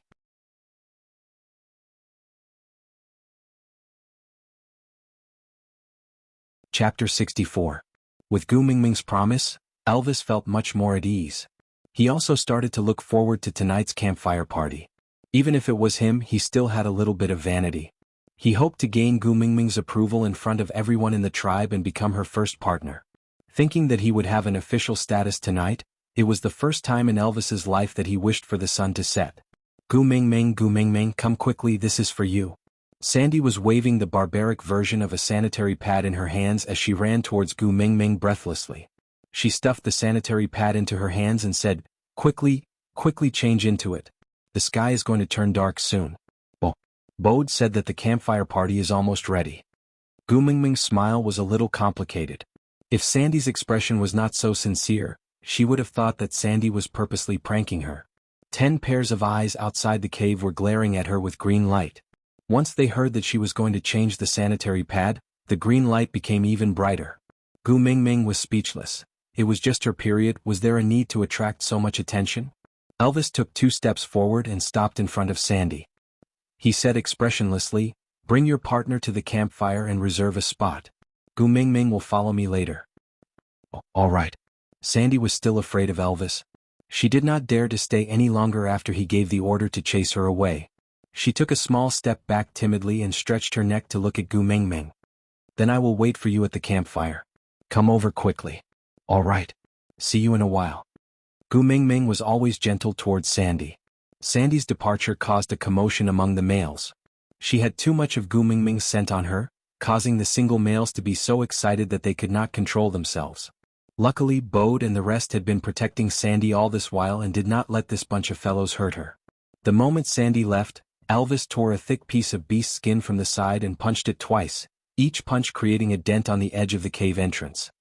He forcefully embedded the beast skin into the wall and turned it into a simple curtain, completely blocking off the drooling gazes of the males outside the cave. Sandy's eyes were filled with salivation. But at the same time, Gu Mingming was completely blinded. Leader. I can't see.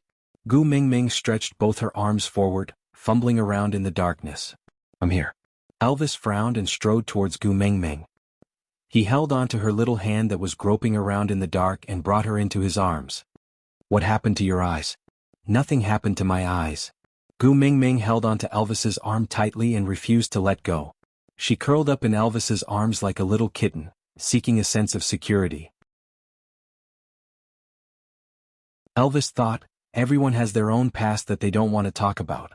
Her eye injury must have caused her a lot of pain in her heart, that's why she didn't want to talk about it.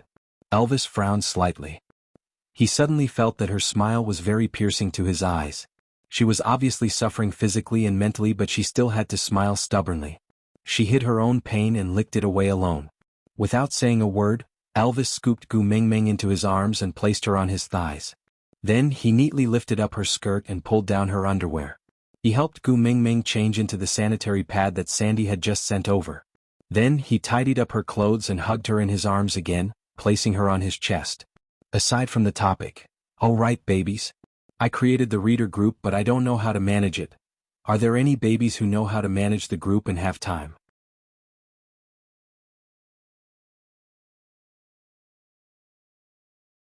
Chapter 65. Gu Mingming was dumbstruck throughout. Wasn't this too against the rules?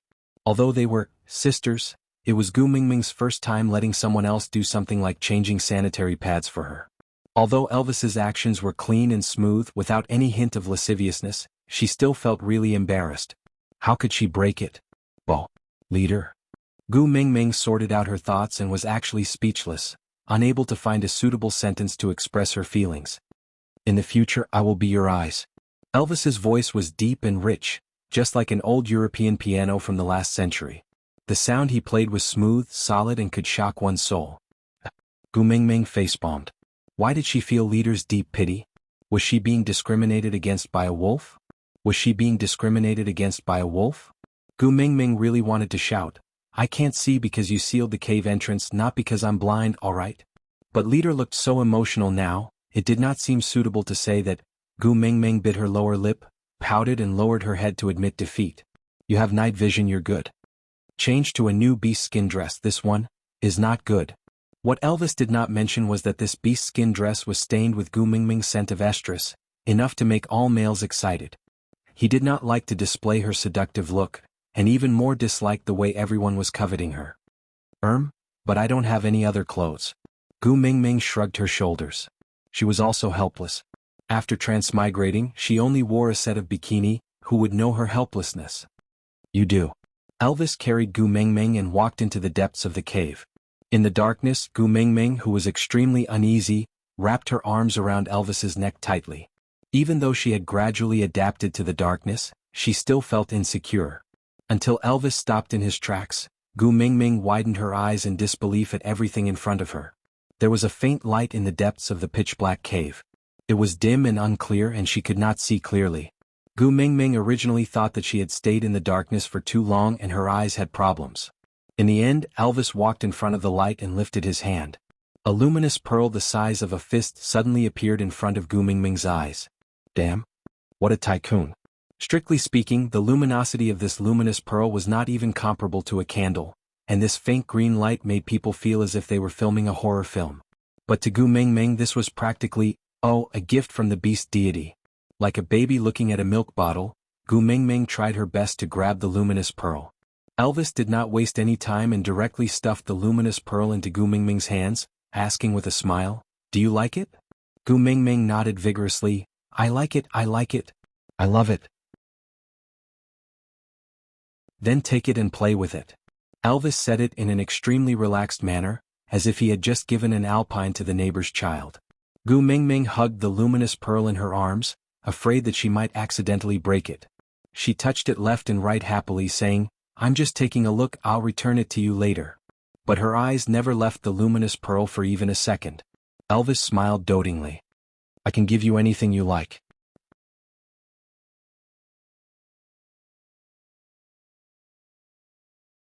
Chapter 66.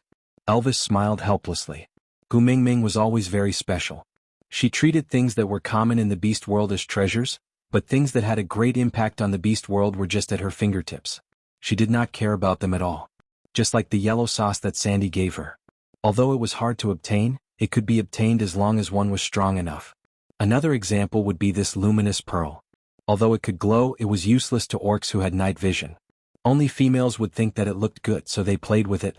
But Gu Mingming was smiling so contentedly, as if she had obtained a precious treasure. Seeing how Gu Mingming was playing with the luminous pearl, Elvis did not restrain her. He placed her on the ground and carefully protected her so that she would not bump into the walls or other things in the cave. As long as there was no danger, he allowed her to run around the cave like a child, holding the luminous pearl and shining it here and there. And Elvis, who was following behind Gu Mingming, was still smiling lightly. He liked that his cave was filled with Gu Mingming's scent, and also liked that his territory was filled with her shadow. Ouch. Gu Mingming was having too much fun and accidentally tripped on something. She was about to fall flat on her face. Luckily, Elvis had quick reflexes and grabbed onto Gu Mingming's slender waist, preventing her from touching the ground intimately. Meanwhile, Gu Mingming heaved a sigh of relief. She patted the non-existent dust on the luminous pearl that she was protecting tightly in her arms and said, thank goodness, you didn't fall." Elvis was a little angry. In times of danger, the most important thing she should do was to protect herself. If he had not protected her just now, her arm would have definitely been bruised. And all this was just to protect that stupid pearl? Elvis held onto Gu Mingming's armpits with both hands and pulled her in front of him. Keeping their eyes level, he said in a low voice, "Promise me no matter what happens, you will prioritize protecting yourself first. But this luminous pearl is the first gift that leader gave me." Gu Mingming's innocent gaze pierced through the faint glow of the luminous pearl and landed directly on Elvis's heart. The corners of Elvis's lips curled up uncontrollably. It was a pity that the luminous pearl was too dim, or else Gu Mingming would definitely be stunned by Elvis's smile. "It's about time I'll help you change your clothes." He couldn't wait to become his official partner. Gu Mingming almost bit her own tongue upon hearing that. The shame of changing sanitary pads hadn't faded yet, and now he was going to help her change her clothes? Wouldn't he have seen everything then? No. Gu Mingming shook her head like a rattled drum. No need, leader. I can change it myself." "You can't see," Elvis insisted. I can see it. "Don't I have the luminous pearl that boss gave me?" Gu Mingming smiled stiffly as she raised the luminous pearl in her hand, indicating that she could really see it. However, Elvis grabbed the luminous pearl that was the size of Gu Mingming's fist with one hand, just like a normal person holding onto a small sugar orange. Then he exerted a little force, crack.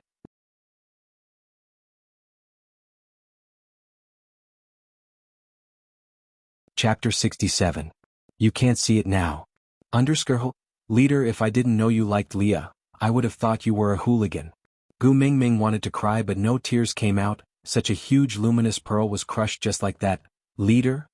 Gu Mingming sounded like she was about to cry because her heart ached for the luminous pearl. "You're gay, why are you competing with me, a female? Be good." Elvis pulled Gu Mingming into his arms and rubbed her furry little head with his chin.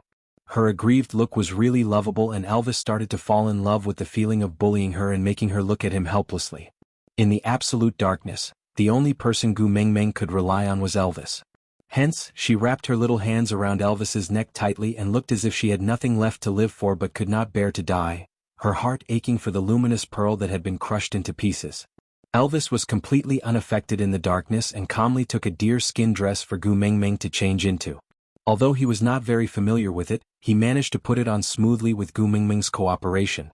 Gu Mingming had spent most of her attention on the luminous pearl and had firmly believed that Elvis and Leah were a couple. She treated Elvis as her sister from the bottom of her heart. Moreover, there was no light in the cave and she did not notice Elvis's strange behavior. Hence, she did not put up her guard and allowed Elvis to change her clothes for her. But Elvis did not have it as easy as Gu Mingming. Originally, he just wanted to change the dress that was stained with her scent of estrus so that he could quickly go to the campfire to gain her approval and become her rightful first partner. But when he really took off her clothes and saw her exquisite body, Elvis felt as if his body was a dead tree that was being devoured by the flame devil. Every cell in his body was burning. Something was boiling in his blood, gushing and surging violently.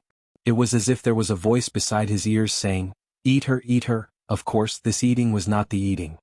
His rationality told Elvis that he had already obtained Gu Mingming's approval and promise. He just had to go through the motions by the campfire later and he would be her rightful partner. After that, he would naturally be able to eat her up. But if he could not control his urges now, it was very likely that all his efforts would go to waste.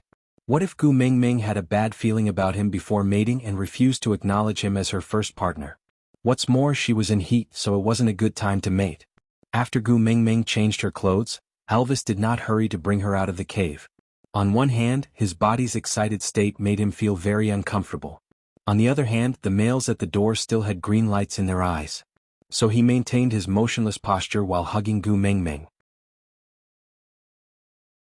While trying his best to calm his boiling blood, he secretly released an even stronger pressure towards the outside of the cave, to make those restless males restrain themselves.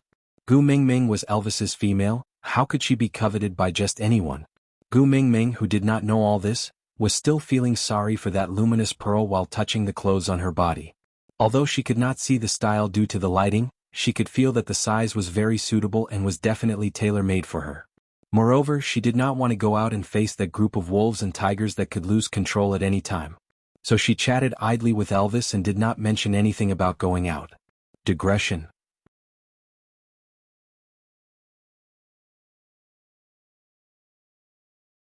Chapter 68. It would be best if the campfire party could be dragged to the end. Gu Mingming did not want to find a first partner in the beast world. If she went back one day, how was she going to explain to others that she was hugging a son and not a pet? Leader, where did you get this shirt from? It fits me perfectly. I made it. Elvis answered casually, but there was a hint of anticipation in his eyes. Would she like it? She would like it, Io? Not bad. Leader, you're so awesome, you even know how to make clothes. Gu Mingming's lips twitched as she fell into her own imagination. She originally thought that someone like Elvis, who was extremely powerful, would definitely be a strong attacker, while Leah, who was like a high mountain flower, would be a weak taker. But it seemed like there was a chance now. Leader actually knew how to make clothes with his attributes. Gu Mingming imagined Elvis sitting at the head of the bed sewing with a needle and thread, while Leah lying on his side with one leg casually stepping on the side of the bed, his elbow supporting the edge of the bed and his palms supporting his head, looking at Elvis, who was making clothes for him in a gentle and silent manner. Gu Mingming felt her nosebleed boiling. Damn, that's such a scene. How can I break my HP bar when it's empty? It's urgent, I'm waiting online. All males will make clothes for their females. Elvis did not know why Gu Mingming said he was an ox. He was clearly a wolf, but it did not seem to be a bad thing, so he accepted it gladly. Oh. Gu Mingming nodded her head silently. So Leader's craftsmanship was honed by making clothes for Leah, and she was basking in Lee's light? Thinking about the clothes that Leah wore on the platform of the deity's punishment today, the quality seemed to be quite good. TSK Leader really had no choice. Martial arts could bring peace and stability to a country, literary arts could sew clothes and cook. Forget about cooking.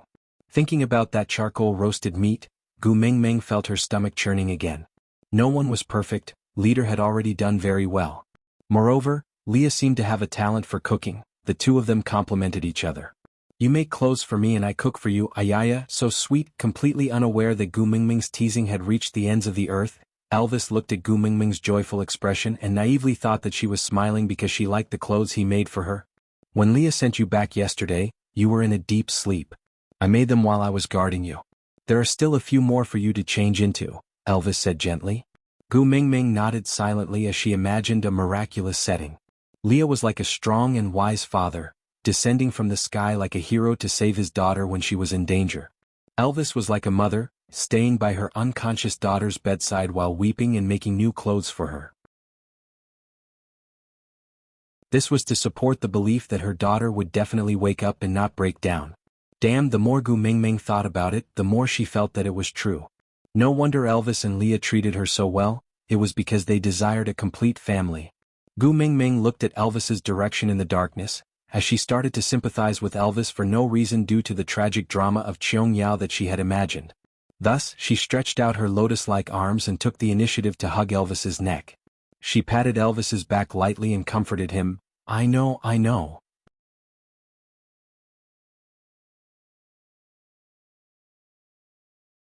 Chapter 69. She knew how he felt about her. Elvis felt that he was extremely blissful. Then let's go out, don't let Leah wait for too long. Gu Mingming thought to herself, although she did not know how long she would stay in the beast world, since she was already hugging onto Elvis's thighs, she might as well hug him more thoroughly. Although it was a little unfair in terms of seniority, what other relationship could be more reliable than the relationship between parents and their children? Moreover, her godparents were extremely powerful and had power and influence she did not lose out at all. Elvis's smile froze. After all, he could not have her all to himself, right? This morning when she woke up, the first person she looked for was Leah. When she was at the platform of the deity's punishment, her gaze towards Leah was so infatuated, coupled with the influence of the fox's seductive fragrance just now, it seemed like tonight, Leah would definitely become Gu Mingming's partner with him.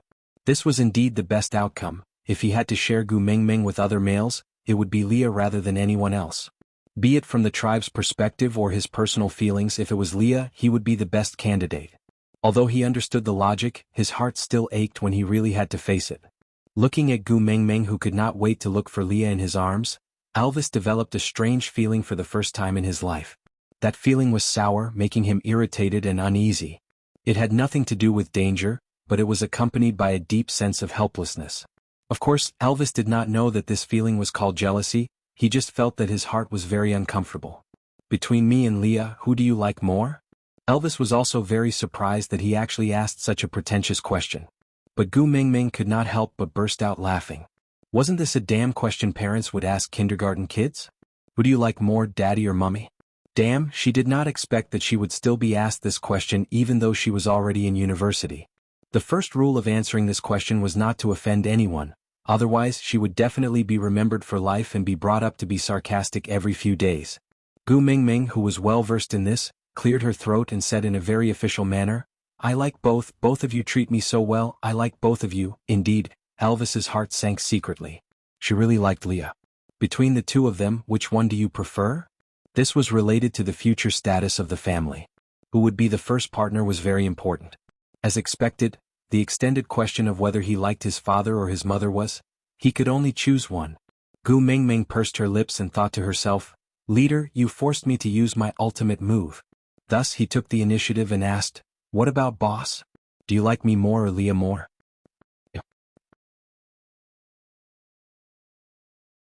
Elvis answered without hesitation. The corners of Gu Mingming's mouth twitched. Damn, maternal love was indeed boundless, even godmothers loved their children more than their husbands. If I fell into the river with Leah, would you choose to save me and let Leah drown? Gu Mingming did not give up and continued to ask. Leah knows how to swim. Elvis said calmly, moreover, you are a female. Gu Mingming facepalmed. Why was Elvis able to answer the question that had tortured Chinese men for thousands of years so easily? Alright, in this place where yin and yang were out of balance, you're a female, was really an all-purpose excuse.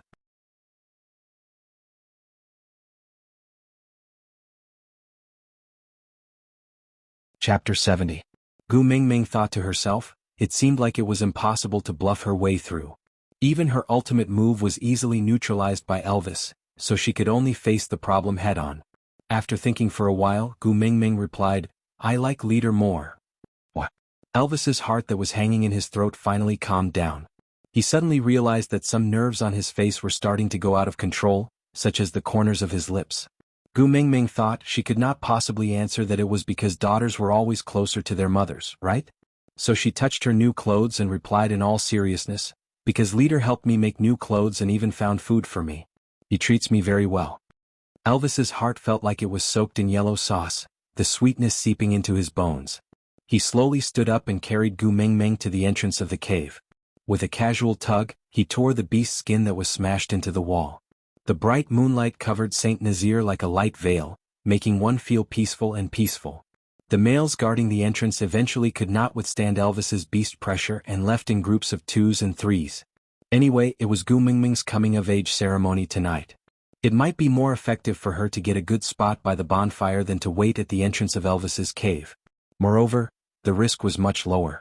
So, when Elvis carried Gu Mingming to the side of the bonfire, it was already crowded with people. Although the males consciously made way for Gu Mingming, the scene of them lining the path to welcome her was still too much for Gu Mingming to handle. Initially she could still maintain a polite smile awkwardly, but after the males shouted, Gu Mingming, choose me to be your partner. Gu Mingming buried her face into Elvis's neck timidly. Meow, Gu Mingming wailed in her heart. She felt like she had entered a large-scale blind date, and the most perverted thing was that she was the only female guest in the entire place. Gu Mingming. Gu Mingming heard Sandy's voice amidst the hustle and bustle. This kind call made Gu Mingming feel blessed. She looked towards the direction of the voice with her doe-like big eyes and saw Sandy waving at her. But, F*******. What the hell is that behind Sandy? Logs as thick as one's thighs were built into a tower in the shape of a Chinese character, but it was not lit. Only Leah, who was dressed in bright red, stood at the highest point of the wooden tower. Seeing Gu Mingming's arrival, he mumbled something to himself while waving his long sleeves. It would be too exaggerated to say that he was dancing, it was more like he was dancing. If not for the bright red clothes that made him look like a shaman from television dramas, Gu Mingming would have thought that Leah was wearing a wedding robe and standing on a high place to force her to marry him. At this moment, Gu Mingming did not even have the time to think about the Qiangyao style of love and hatred between Elvis and Leah. She just wanted to howl towards the sky, who the hell would return my holy daddy Leah to me? This crazy shaman must be a fake. Seeing that she was at a loss, Elvis took the initiative to explain, when every young female matures, the tribes which doctor will pray to the beast deity, asking the beast deity to take care of this female, so that she can give birth to more strong cubs for the tribe. Gu Mingming pointed at Leah unwillingly and asked, "So he is praying for me now?" "Yeah." Elvis nodded. *CK me.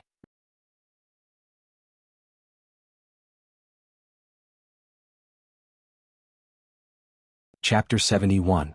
Stop fooling around. Elvis frowned. She could do whatever she wanted with other matters, but how could she casually say that she did not need the beast deity's blessings? "I really don't need it." Gu Mingming thought to herself, "I am a pure and innocent young lady. I have not even been in a proper relationship before and I'm already jumping to the segment of praying for children? Isn't it a little too fast?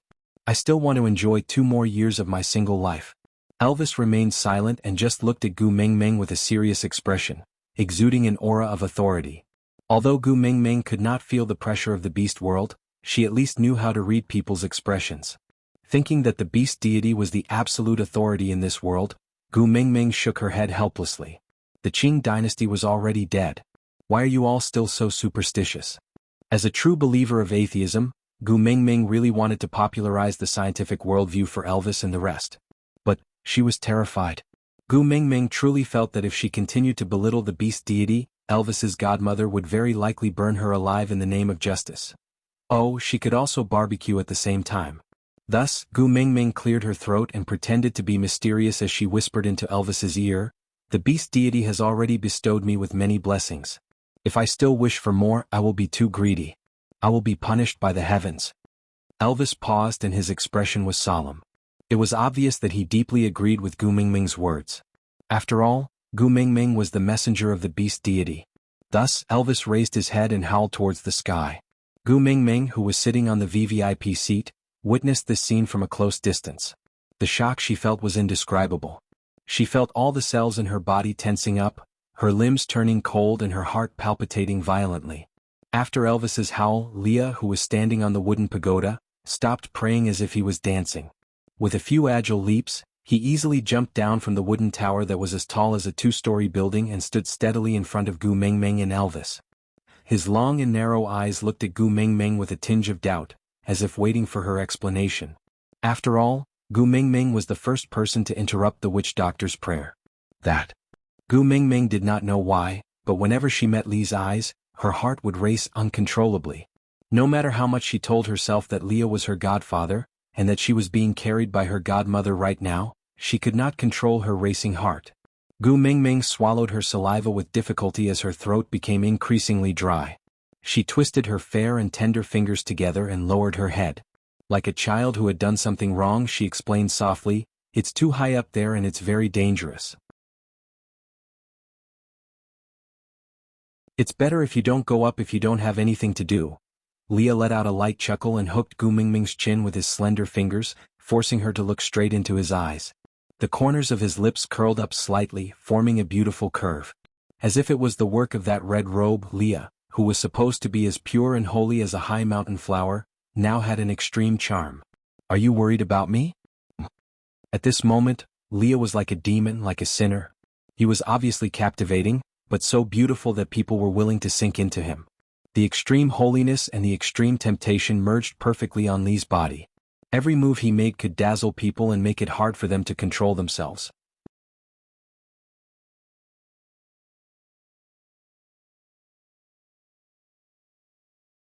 Chapter 72. Leah seemed rather surprised. He tilted his head and looked at Elvis, who was hugging Gu Mingming. He held back his laughter and asked, "Are you worried about me? Because I went up to pray?" Elvis also looked at Gu Mingming in surprise. He did not understand why she would say that. She had clearly said. Elvis suddenly thought of Gu Mingming's preference for Leah. She had said in the cave that she liked both him and Leah, so she would probably mate with both of them today. So she said that for the sake of a harmonious family relationship in the future? Elvis felt a slight pain in his heart. She was really thoughtful. Although Elvis knew that he would not have any problems getting along with Leah, it was still Gu Mingming's kind intentions. He could not bear to let her down, so he forced himself to nod and said, "Yes. It's too high, it's very dangerous." Elvis almost bit his tongue when he said the word dangerous. Guilty conscience, too guilty conscience. When he and Leah were fighting side by side, climbing the steep mountain walls and leaping on the towering ancient tree branches were all as if they were walking on flat ground. Now he actually said he was worried because he went up to a high place. Leah clearly knew that it was not Elvis's intention, but he did not point it out. He just smiled meaningfully and nodded his head, before returning his gaze to Gu Mingming's flushed face. When he retracted his hand from her chin, he slid it lightly across her cheek, tracing along the curve of her face to outline her contours. He teased Gu Mingming in a seemingly nonchalant manner before asking calmly, skipping the blessing ceremony, "Let's directly start the duel." Elvis nodded. Then he grabbed Gu Mingming's armpits and lifted her above his head. Then he placed her on his shoulders. After exchanging glances with Leah, the two of them used their hands and feet in unison to climb to the top of the wooden pagoda like a gust of wind. When Gu Mingming finally reacted, she was already standing on the top of the pagoda in a mess. And the initiators, Elvis and Leah, stood on her left and right, looking like they were protecting her. They looked at the eager beasts at the bottom of the wooden pagoda with a condescending attitude. "Leader, what is this for?" Gu Mingming was really afraid that her words would come true. Was this wooden pagoda really used to burn her? Even if she was made into a barbecue, it wouldn't be enough for so many people to eat. F***ck, F***ck, F***ck. Gu Mingming used a second to seriously regret. She should not have taught them how to use fire. Now she was trapped in her own trap. "If you like any of the males that successfully make it here, just let us know. We'll be merciful." Elvis's expression was stern and serious. He sincerely hoped that he would be the only one standing here in the end. One more Leah already made him very uncomfortable. If there were more males, he had a premonition that his pain would multiply. But if Gu Mingming liked it, no matter how painful it was, he would endure it. After all, in the beast world, no male could monopolize a female. Moreover, a beautiful female like Gu Mingming would never lack pursuers. He had to learn to endure and adapt because no matter how painful it was, he could not give up on Gu Mingming.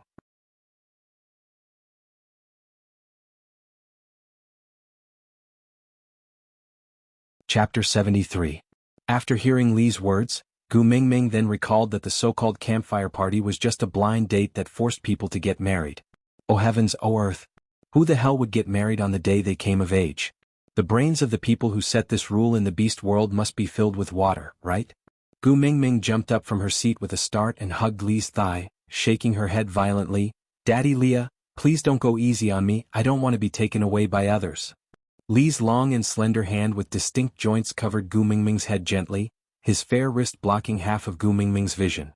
From Gu Mingming's angle, she could only see Li's thin lips curling up slightly, like a poppy blooming on the other shore, seductive and deadly, with a charm that made people willingly sink into it. "As you wish." Leah shifted his gaze away from Gu Mingming's face and exchanged a smile with Elvis. They nodded at each other, having a tacit understanding. Although the beast world was used to having one female with many males, which male would be willing to share his own female with others? It was just that they did not dare to stop him and could not stop him. Since Gu Mingming herself said that she did not want other males, they naturally would not do something like opening the city gates wide and inviting the wolf into the house.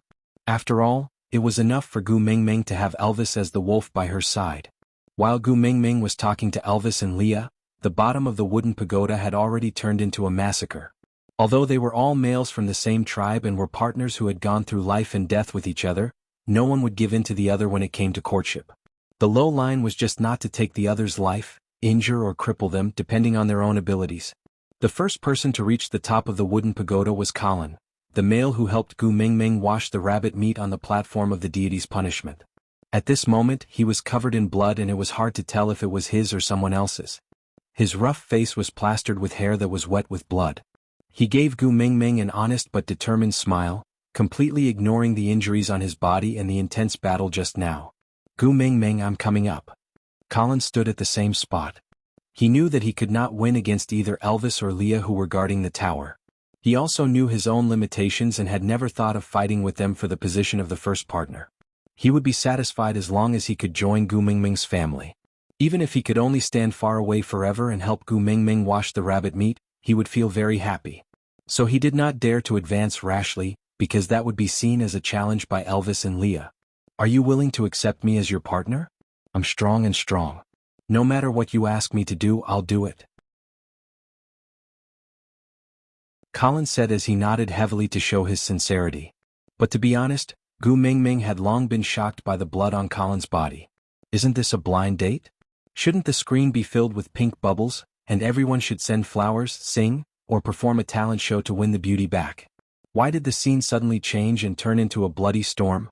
Was this still a matchmaking event? Are you sure it's not a gang fight on the streets? Gu Mingming was so scared that her blood froze. Her pale fingertips gripped tightly onto Li's clothes uncontrollably. Half of her body was hidden behind Leah, but she could not help but poke her head out in concern. She asked timidly, "Are you injured?" Aside from the topic, "Thank you, there are no more stars in the sky," for the flowers. As I was afraid that it would affect the updates, I had always stored the manuscript in the back end for regular updates. I only thanked the first fan of this book today, so my reaction was really slow.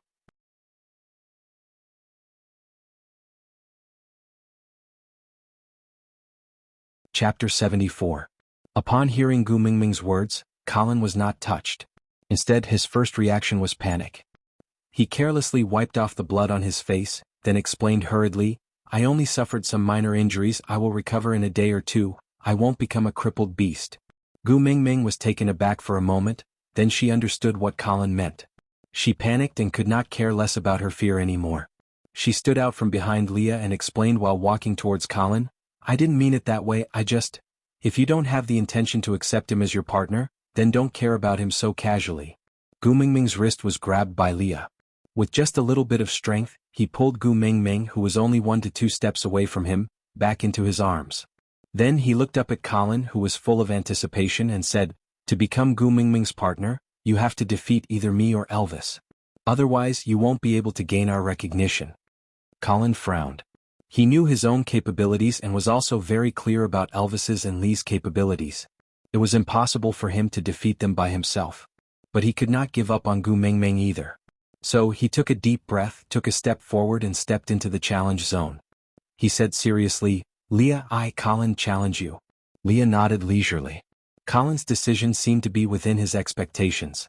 Leah handed Gu Mingming over to Elvis, gently tilting his neck to both sides as a warm-up. Step by step he slowly closed in on Colin. His slender fingers stretched out one by one, his nails growing at a speed visible to the naked eye.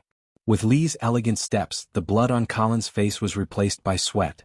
Logically speaking, he did not lose to Leah by much in terms of combat ability, but his natural sense of danger kept screaming at him, telling him that it was not wise to go against Leah. But looking at Gu Mingming, who was being hugged by Elvis behind Leah, and meeting her worried and concerned eyes, Colin could not give in to the fear in his heart. He could not escape from Gu Mingming no matter what. Since they wanted to fight, then let's fight. However, where are your eyes looking at? Leah narrowed his eyes, his tone was calm but filled with a tinge of anger. He grabbed Colin's neck with his sharp nails and easily lifted Colin, who was obviously much more muscular than him. "You're actually distracted when fighting me? Am I being looked down upon by you?" Colin held onto Li's hand with both hands, but he could not move Li's steel-like fingers at all. His flushed face was filled with unwillingness but helplessness. His bloodshot eyes looked at Gu Mingming longingly, not willing to move away even for a second. "You should be glad that you are a member of Saint Nazir." Leah maintained an elegant smile on his face the entire time, but Colin, who was in close proximity, could clearly see the coldness in Li's smile. Leah was angry, really angry. Colin did not have the time to take another look at Gu Mingming before his body tilted backwards weightlessly. Like an abandoned puppet, he fell from the wooden tower that was 2 stories high. The last thing Gu Mingming heard was a loud thud. That was the sound of Colin landing on the ground. But such a situation did not attract the attention of the other males at all, nor did it reduce their enthusiasm. Rushing to the top of the tower meant that they were challenging Elvis and Leah, so such an outcome was expected. They were just fighting for a what-if chance. No matter how slim the chances were, they would never give up. Aside from the topic, why did Colin not challenge Elvis? Because he would die a worse death.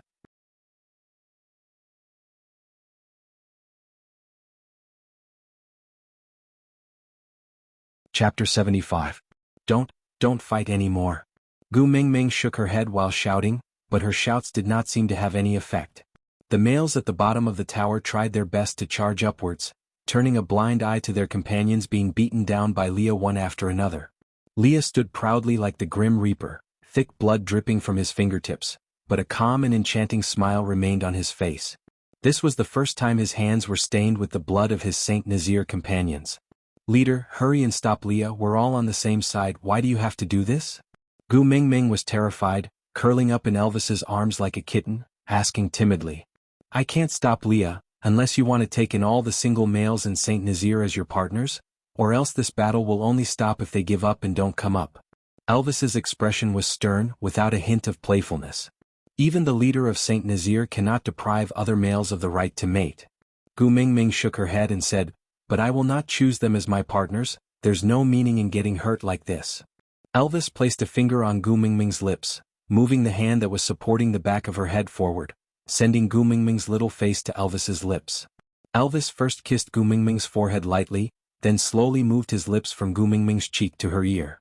His warm breath sprayed onto Gu Mingming's ear, moist and deep. "I'm very happy to hear you say this. But don't be too cruel to them. At least, give them a chance to fight for it." "No. Since I will not choose them, why should I let them get hurt for this false hope?" Gu Mingming watched as males dashed up the wooden tower one after another, drenched in blood, to the point where she could not even see their faces clearly, before being thrown down mercilessly by Leah. It was the height of the second floor, males fell down one after another. Gu Mingming did not even have the courage to look down to confirm if they were still alive. And this bloody situation was still continuing, just to fight for a chance that she would not give them at all. No, it should not be like this. However, Elvis only smiled as he circled the agitated Gu Mingming in his arms. He used his chin to gently rest on her head as his gaze landed in the direction where another male had been beaten down by Leah. He said arrogantly, "It's every male's pride to fight for the female he likes. Whether he won or lost, it was a supreme glory. You can refuse to accept them, but don't deny them the chance to prove their sincerity to you, understand?" But sometimes, Gu Mingming really could not understand what was going on in the minds of males with terminal male cancer. She knew that males had excellent hearing. They would definitely be able to hear her loud voice. But even so, he continued to charge forward. He clearly knew that he could not defeat Leah, much less Elvis, but he did not have any intention of retreating. Instead, he became braver as he fought, as if he was proving Elvis's words. "Today is your coming-of-age ceremony. You just have to sit here and watch us fight for you." Gu Mingming really felt very helpless. She just had her period and they had to make it so bloody. What the hell was going on? She watched as the males charged forward with a heart full of passion, but were beaten down before they could even say a word to her. As long as they could still stand up, they would continue charging forward as if they did not know pain, and then get beaten down again.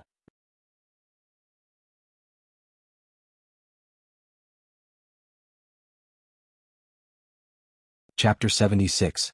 This senseless bloodbath lasted for an entire night. When the sun rose from the horizon the next day and the first ray of sunlight shone on Gu Mingming's face, deafening cheers erupted from below the wooden pagoda. Gu Mingming turned her neck in a daze and looked at Elvis, who had been hugging her the entire time, with a pair of numb and empty eyes. Yes, this night Elvis did not make a move at all. Leah alone blocked a single male from the tribe. "It's over." Elvis patted Gu Mingming's back lightly, then held her under her armpits with both hands and lifted her above his head, facing the first ray of sunlight. The beasts below the wooden pagoda became even more excited, their cheers resounding through the sky. Gu Mingming still could not understand the meaning of this coming-of-age ceremony, but thankfully it was finally over. Elvis carried Gu Mingming and jumped down from the wooden pagoda. Standing in the middle of a group of injured males, he pointed at the 2-story tall pagoda and said, "Look, that's your bonfire." Gu Mingming's eyes widened. Gu Mingming followed Elvis's finger and looked at the wooden pagoda. The blood had already seeped into the wood and was seeping out from the inside. The old blood had coagulated into a paste and wrapped around the round wood, as if a thick layer of blood had been applied to the original wood.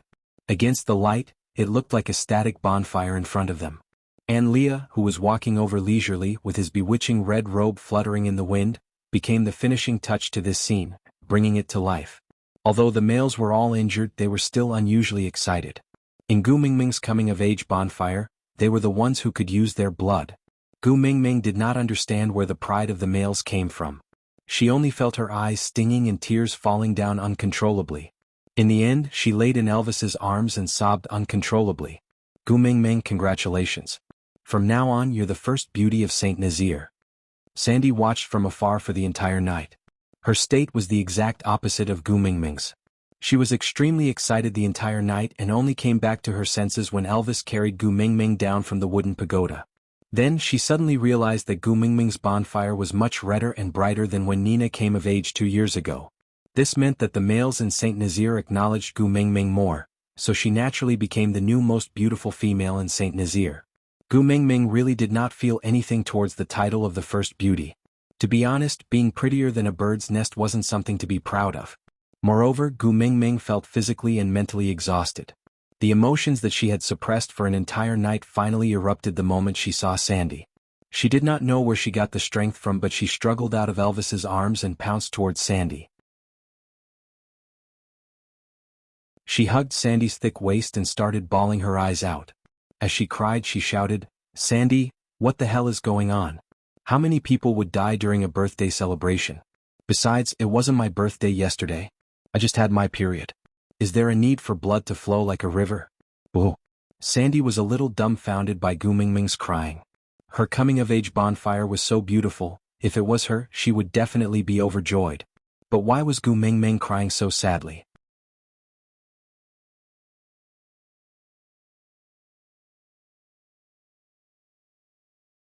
Chapter 77. Sandy comforted Gu Mingming for a long time, but Gu Mingming just could not stop her tears. The males at the side felt their hearts ache, but they could not do anything about it. Even Elvis and Leah could only look at each other and shake their heads helplessly. "Gu Mingming, don't cry. I will roast the rabbit for you, alright?" Sandy's heart ached so much that the only thing she could think of was the delicious roasted rabbit meat. Sob sob. "I need to add yellow gravy," burp. Gu Mingming felt much better after crying out her suppressed emotions. Coupled with Sandy's gentle companionship, her emotions slowly calmed down. She had not eaten dinner last night and thought that there would be delicious food during the night campfire party, so she did not pester Elvis to prepare a meal. Who would have thought that the so-called night campfire party was actually stained with the blood of males? Gu Mingming was indeed a little hungry after being on tenterhooks for an entire night. Now that Sandy mentioned it, Gu Mingming wanted to eat even more. Alright. I will give you all the yellow gravy in Saint Nazaire, then don't cry." Sandy held onto Gu Mingming's little hand, her clear big eyes reflecting her figure. Sandy really could not understand Gu Mingming. Sometimes she was braver than anyone else, her fearless demeanor making others worry and feel that she was very reliable at the same time. But sometimes she was as weak as a cub, crying so hard that others could not bear to scold her. They just wanted to give her all the best things in the world just to get a smile from her. Yeah. Gu Mingming answered while sobbing. The males had long lost their minds after hearing Gu Mingming's crying. Now that she was willing to make a request, what else could they not agree to? Without anyone's instructions, a few of them who had yellow gravy at home ran back to get it. Not long after, all the big and small stuffed buns wrapped in yellow gravy were placed in front of Gu Mingming, scaring her silly. She thought that "I'll give you all the yellow sauce" was just a kind of comforting words between bosom friends, and it was nothing more than that. Just like the cute and obedient girl in their dorm, who shouted yes for everyone in the dorm, only to be caught by the professor and given a harsh scolding. When she came back crying, the girl would also comfort her and say, "It's okay, I'll let you have Lu Han. From today onwards, Lu Han is yours alone. When the two of you get married, I will give you a big red packet too." Indeed, Lu Han and Guan Xiaotong had not announced their relationship at that time, but Gu Mingming's words were definitely not enough. Weren't those words just to coax someone? Damn, did the people in the beast world know how to joke? Gu Mingming could not keep up with him being so honest. "Gu Mingming, I'll help you find yellow sauce right now. I'll find as much as you want. Don't be angry, alright?" Colin limped over. Looking at Gu Mingming's blank expression, he guessed that she did not smile because the yellow gravy was too little, so he volunteered, "I'm very familiar with the yellow needle insects. I can definitely help you get a lot of yellow gravy." "Colin?" Gu Mingming looked up and saw Colin's bruised and swollen face. She felt that this was the most beautiful scene she had ever seen. Not caring about the bags of yellow gravy in her hands, Gu Mingming stood up abruptly and hugged Colin. She said excitedly, "You're not dead. You're not dead. That's great, thank the heavens you're still alive." Aside from the topic, today I received a notification from the editor that there will be 1P on the 13th. The importance of 1p to a novel need not be mentioned by Gina, all the babies would know. So, babies, during the 3 days from the 13th of November to the 16th of November, please do not raise any novels. Because the rate of follow-ups is a very important statistic. Babies who can leave comments, please start your performance. PS. During the PK period, Gina will add one update every day. Then all the babies who leave comments during the PK period will be rewarded with XXB10 for the first comment every day. If the content of the comment is related to the plot, the reward will be increased to 20 to 100 depending on the quality of the comment.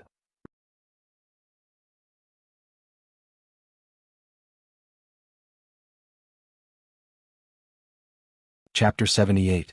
Colin was taken aback by Gu Mingming's sudden passionate hug. His body was so stiff that he could not move at all. He was like a piece of wood nailed to the ground, listening to his deafening heartbeat. Sandy looked at the agitated Gu Mingming and then at Colin.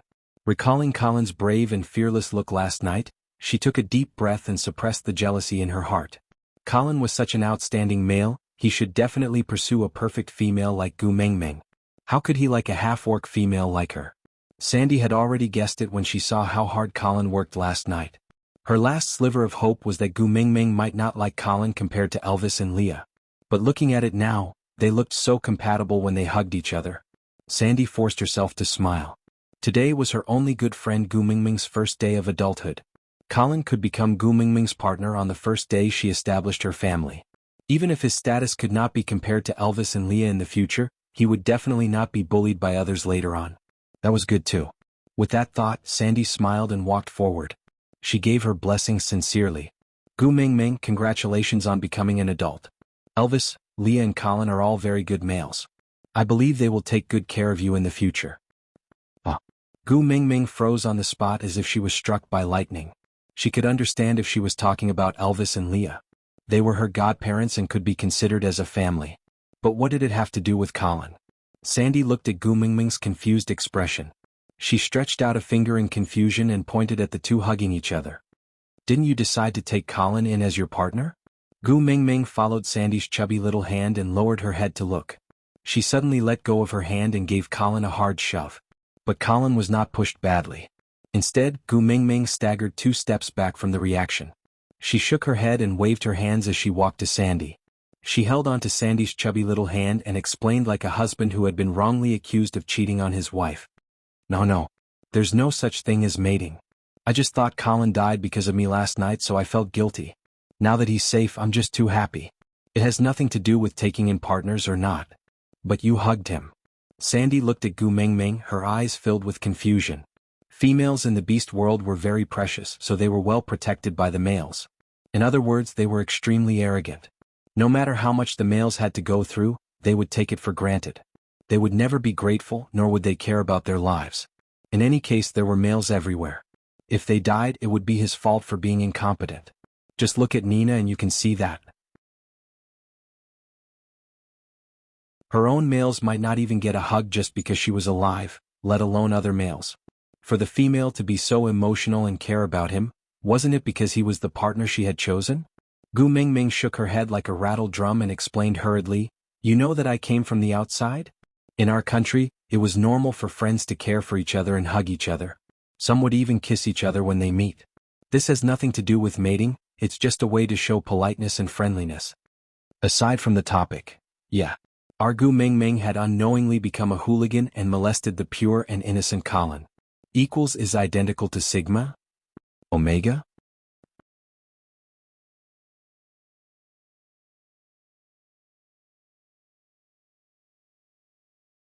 Chapter 79. Care hugs, kisses. A bloody smell enveloped Gu Mingming. Lee's fingertips that looked like they had been painted with nail polish slid across Gu Mingming's cheeks. With a hook of his finger, he pinched her tiny chin and repeated the 3 keywords word by word. His smile was deep, but it gave Gu Mingming goosebumps all over her body. Leah. Leah, Daddy Leah. Listen to my explanation. Gu Mingming's knees gave way and she almost knelt on the ground out of fear. Damn it, she had watched the whole night of Black Leah. It was a wooden tower that was 2 stories high and he did not show any mercy when he threw the males from the same tribe down. Gu Mingming deeply felt like she was kissing her Prince Charming for the first time after chasing him for a long time. Damn it, when she turned around, her parents were standing behind her. That was a kind of thrill that even the most extreme horror movies could not bring. Damn it, what should she do? Yeah, I'm listening.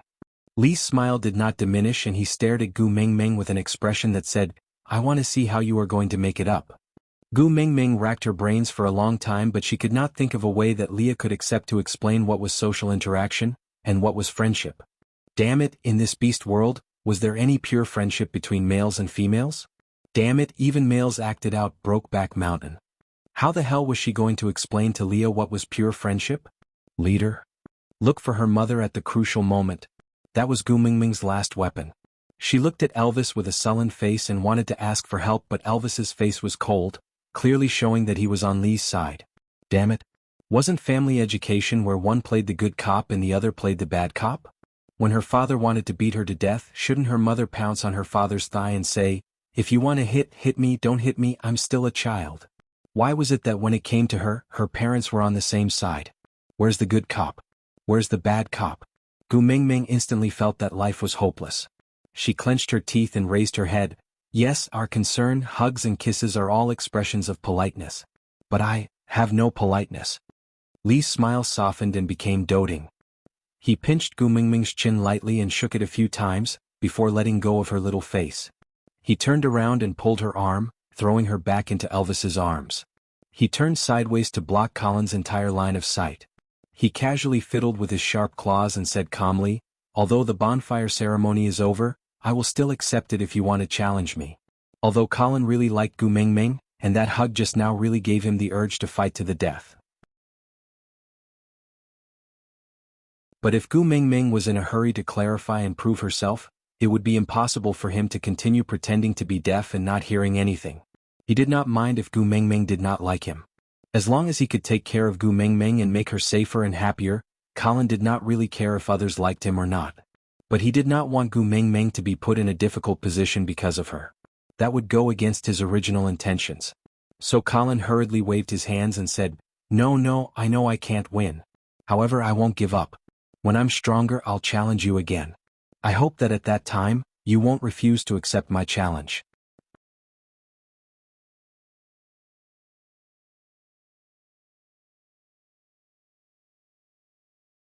Chapter 80. Elvis hugged Gu Mingming and gently wiped her tear-stained face. His gaze was gentle and doting and his voice was very soft. Rather than saying that he was talking to Gu Mingming, it would be better to say that he was talking to himself. It's good that you don't have any manners, keep it up, understand? Gu Mingming did not even have the energy to complain in her heart. She was after all a good young lady who had studied Mao Zedong, Deng Xiaoping and Marxism-Leninism. Now that she was being taught not to be polite, her worldview was collapsing. Alright, let's first announce the partners you have chosen, then I'll go hunt and ask Leah to roast rabbits for you. Elvis tried his best to appear calm, not wanting Gu Mingming to see his anticipation. Even though Leah was the only one fighting with the challenging males last night, no one would doubt his abilities. Moreover, Gu Mingming's reliance on him and Leah was obvious to all, so no one would doubt their status as first partners. Now, as long as Gu Mingming opened her mouth and said something to give them a title, it would be enough. However, what partner? Gu Mingming was dumbfounded. Didn't no one beat Daddy Leah yesterday? Can't we just go home directly? Elvis smiled faintly. Gu Mingming, the messenger of the beast deity, really knew nothing about the rules of the beast world, but her clueless look was so lovable. Yeah, Leah worked hard for the whole night, you should at least give him a title. Elvis purposely did not mention himself, because Gu Mingming's attitude had already explained everything. She called his cave home. She wanted him to bring her back home, which meant that she had silently acknowledged his status as first partner. Because after the females in the beast world came of age, they would all stay in the cave of the first partner chosen during the coming-of-age ceremony. They would renovate the cave after mating so that the females could live more comfortably, but the foundation was definitely the territory of the first partner. So his status had already been set, and there was no need to say anything more. What title?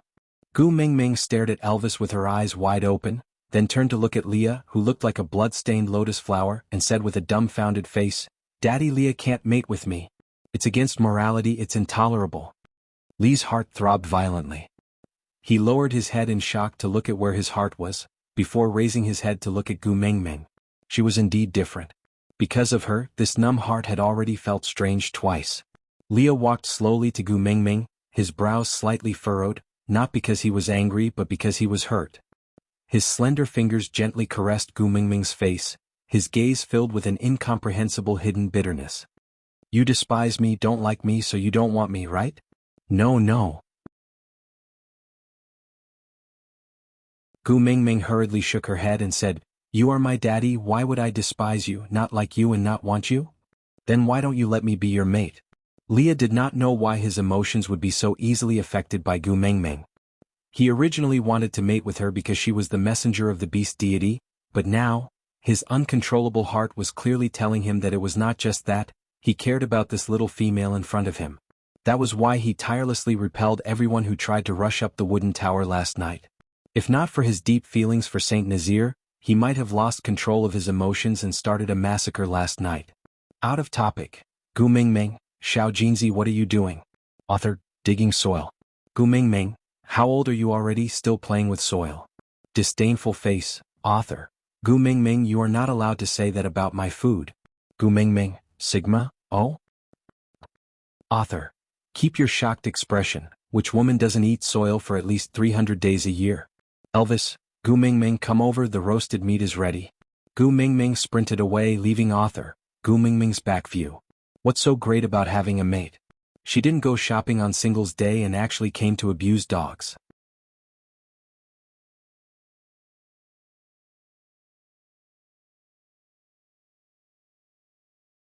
Chapter 81. You are my daddy, Leah. Gu Mingming looked at Leah in confusion, thinking to herself, why are you saying you want to mate with me in front of Elvis? What kind of seniority is this? Leah squinted his eyes and asked, what kind of title is daddy? Does it have the same meaning as beauty? F*******. Gu Mingming's heart broke down. Damn it, have you never sat in a rocking car before?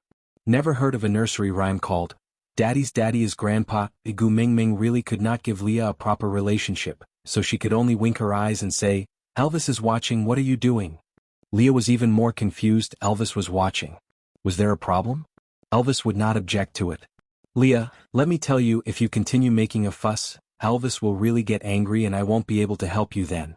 Gu Mingming patted Lee's shoulder earnestly. But before she could finish her sentence, Elvis said quietly at the side, I'm not angry, F*******. Gu Mingming looked at Elvis in shock and suddenly felt discouraged.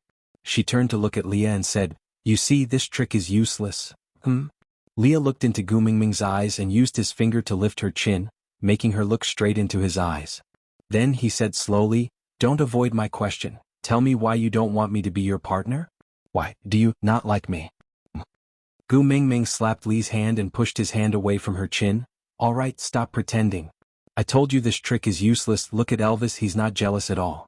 Why don't you just tell me directly, why did you two quarrel? Let me, as your daughter, help you two to reconcile. Elvis totally did not understand what Gu Mingming was talking about. He said in confusion, I didn't quarrel with Leah. But Leah seemed to have thought of something as he suddenly raised his head and laughed out loud for a long while, until Gu Mingming's hair stood on end. Only then did he forcefully stop laughing. He placed one hand on Elvis's shoulder and inched his blood-stained face towards Elvis, but his eyes were looking at Gu Mingming disdainfully from the side. Just as his lips were about to touch Elvis's face, he suddenly stopped and turned around to face Gu Mingming, who was staring at him with a pair of innocent big eyes full of anticipation. Did you think that Elvis and I are partners? Ha! Gu Mingming felt embarrassed as if she had been exposed. Didn't they say that it could only be understood and not explained? Why did he say it out loud? Elvis's reaction was even bigger than Gu Mingming's. It was as if he had been struck by lightning, and it was to the extent that he was charred from the inside out. His face was extremely black as he squeezed out word by word from between his teeth. Leah and I are both males. Gu Mingming looked at Elvis and said helplessly, I know, but so what? You shouldn't be so concerned about how others see you.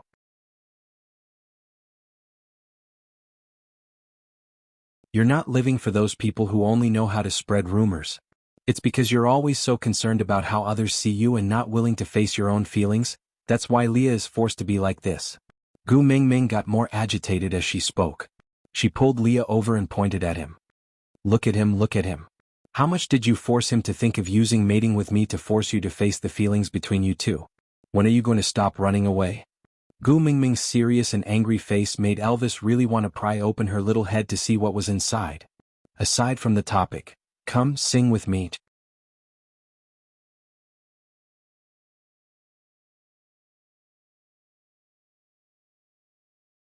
Chapter 82. Leah, who was clearly in the midst of it all, pretended to be aggrieved while trying to hold back his laughter. He nodded his head cooperatively and looked at Elvis with a gloating expression. Elvis's forehead bulged with a thick and huge frown. He gritted his teeth and shouted, "Leah!" After being roared at by Elvis, a pair of furry triangular ears suddenly appeared on Lee's head. The position was the same as Sandy's little bear ears, but they were not brown like Sandy's ears. Instead, they were pure white and furry little ears without any impurities. Lee's action gave Elvis a shock. The anger he was about to explode was forcefully suppressed in his chest. One must know that a fully transformed orc would not have any beast characteristics. Could it be that Lee's ears, had they degenerated? But there was no precedent in the beast world. Elvis was about to say something when he saw Lee's fluffy big tail swinging around behind him. This time not only Elvis but all the orcs in St. Nazaire were shocked. Leah, degenerated?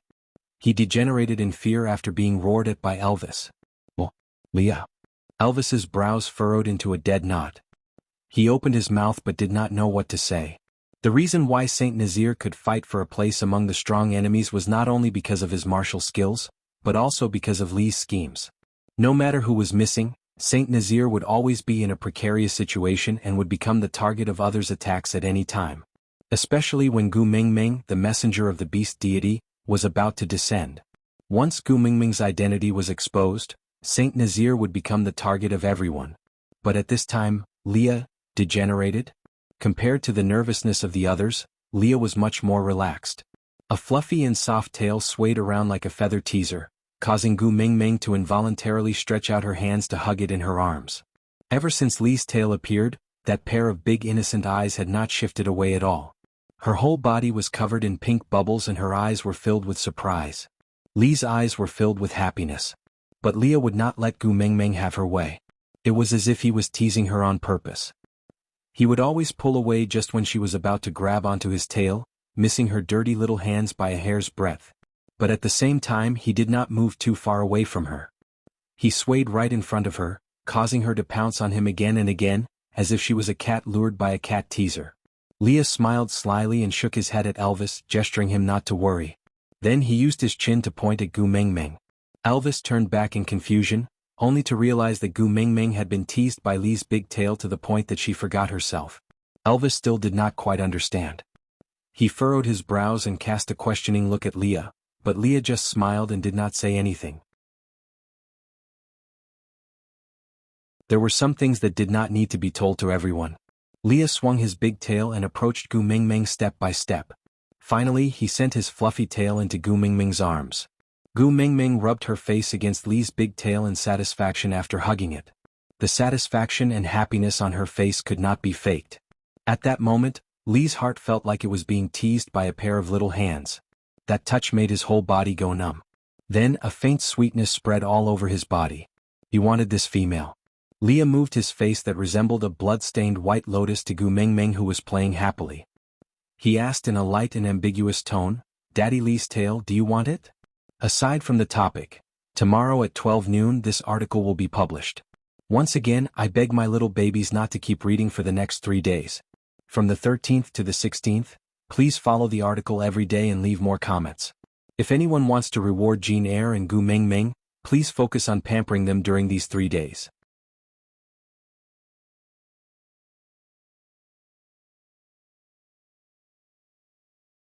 Chapter 83. Gu Mingming nodded her head hurriedly, her big watery eyes filled with anticipation. To a furry lover like Gu Mingming, this big tail was too tempting. "If you accept me, this tail, and my entire body will belong to you." Leah inched forward, half leaning his body to cater to Gu Mingming's height. His pair of slender hands had already retracted his sharp fingertips, leaving only his white and slender fingertips, gently caressing Gu Mingming's little face with a tactile sensation. His tone was filled with endless ambiguity and extreme temptation. But Gu Mingming was so engrossed in the big tail that she could not pull herself away, but she still had her rationality, even though it was just a strand. Whoosh! Leah pulled away slightly, and the big tail in Gu Mingming's arms slipped out of her hands. Gu Mingming instinctively reached out to grab it again, but she only grabbed air. As for Leah, he transformed into a snow-white fox, looking at Gu Mingming with a holy and arrogant posture. He lifted one of his front paws to his lips, and stuck out his pink tongue, licking his paw nonchalantly. Gu Mingming's HP was already empty. Her last bit of rationality completely broke, and she pounced over to hug Li's neck, burying her entire body in Li's pure white fur in satisfaction. A faint grassy fragrance entered her nose, mixed with Li's unique scent. That was a hidden wildness, barely visible and only faintly discernible, that was the most fascinating. Leah smiled lightly in his heart. It was really rare to see a female that liked a male body so much. If he had known this earlier, why did he use the fox seductive fragrance on her yesterday? Wouldn't it be settled if he just revealed his true form? Leah bit Gu Mingming's collar lightly, flung her onto his back, then moaned softly to Elvis, before sprinting away like a ray of light. Elvis shook his head helplessly, then transformed into a wolf and followed closely behind. The males under the wooden pagoda could only watch as the black and white shadows disappeared before their eyes, and none of them had the right to chase after them. Just now, Leah let Gu Mingming get on his back, right? Male A said. Yeah, I didn't see wrongly this time. Leah really carried Gu Mingming on his back. The male B replied. In that case. Male A suddenly recalled the day when Gu Mingming first came to St. Nazaire. Elvis also threw her on his back and ran away. At that time they thought they had seen wrongly. But now that she thought about it, St. Nazaire's strongest fighting power and wisest witch doctor seemed to be willing to submit to Gu Mingming, offering her their lifelong loyalty.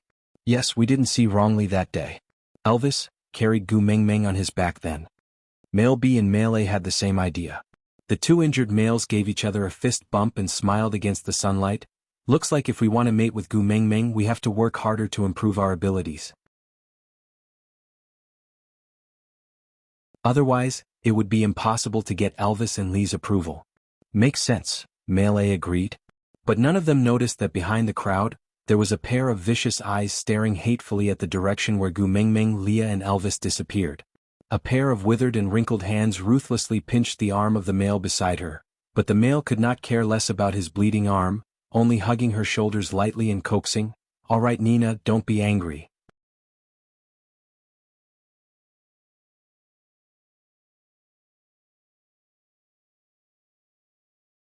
Chapter 84.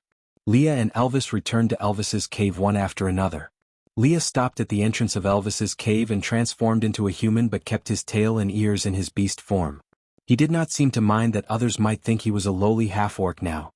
He just laid on his side seductively and used his large tail to encircle Gu Mingming in his arms. While using his large tail to tease Gu Mingming who was playing happily, he looked at her with a doting expression and asked, "Can I go in?" Gu Mingming could not bear to let go of this large tail at all. Moreover, it was not like Leah had never entered Elvis's cave before. What reason did she have to reject him? So she nodded hurriedly and said, "Yes, yes, of course you can." Leah nodded his head in satisfaction and exchanged glances with Elvis, saying, "Go ahead and hunt, leave this to me." Elvis did not transform back into his human form as he was afraid that he would reveal his jealousy. Gu Mingming liked Li's original form so much, but she did not even look at him who had also transformed into a wolf. Looking at Gu Mingming nestling in Li's arms in satisfaction, Elvis suppressed the sourness in his heart and nodded before turning to run away. He used his speed to challenge his body's limits to numb the irritation in his heart. He kept telling himself that he and Leah were both Gu Mingming's partners and it was fine as long as she was happy. After Elvis left, Leah hooked Gu Mingming's little chin lightly and turned her little face towards him. Looking at her hugging his tail innocently and not letting go, Leah felt a strange feeling in his heart once again. It was as if a warm current was spreading from his left chest to the rest of his body. That feeling was very warm, very comfortable and made one yearn for it. Tell me, what should Elvis's title be when it corresponds to Daddy Leah? Gu Mingming blinked her eyes and answered without thinking, "Old Godmother." Leah raised his eyebrows. He could not differentiate between Daddy and Godmother, and would not know that Old Godmother was a type of chili sauce. He could only compare from the literal meaning and pronunciation before nodding his head in approval, saying, "Yeah, I still like the title, Daddy Leah." "Come on, say it again." Gu Mingming blushed. When she wanted to hug his thighs, she just blurted it out. But now that there were only the two of them, this demon was still looking at her ambiguously and asking her to call him Daddy. It was so damn embarrassing. You're not calling me? Leah tilted his beautiful eyes and said as if he was hurt, you called me so intimately before you got me. Now that I'm yours, you're not even willing to say a nickname? Meng Meng, you are so heartless. What?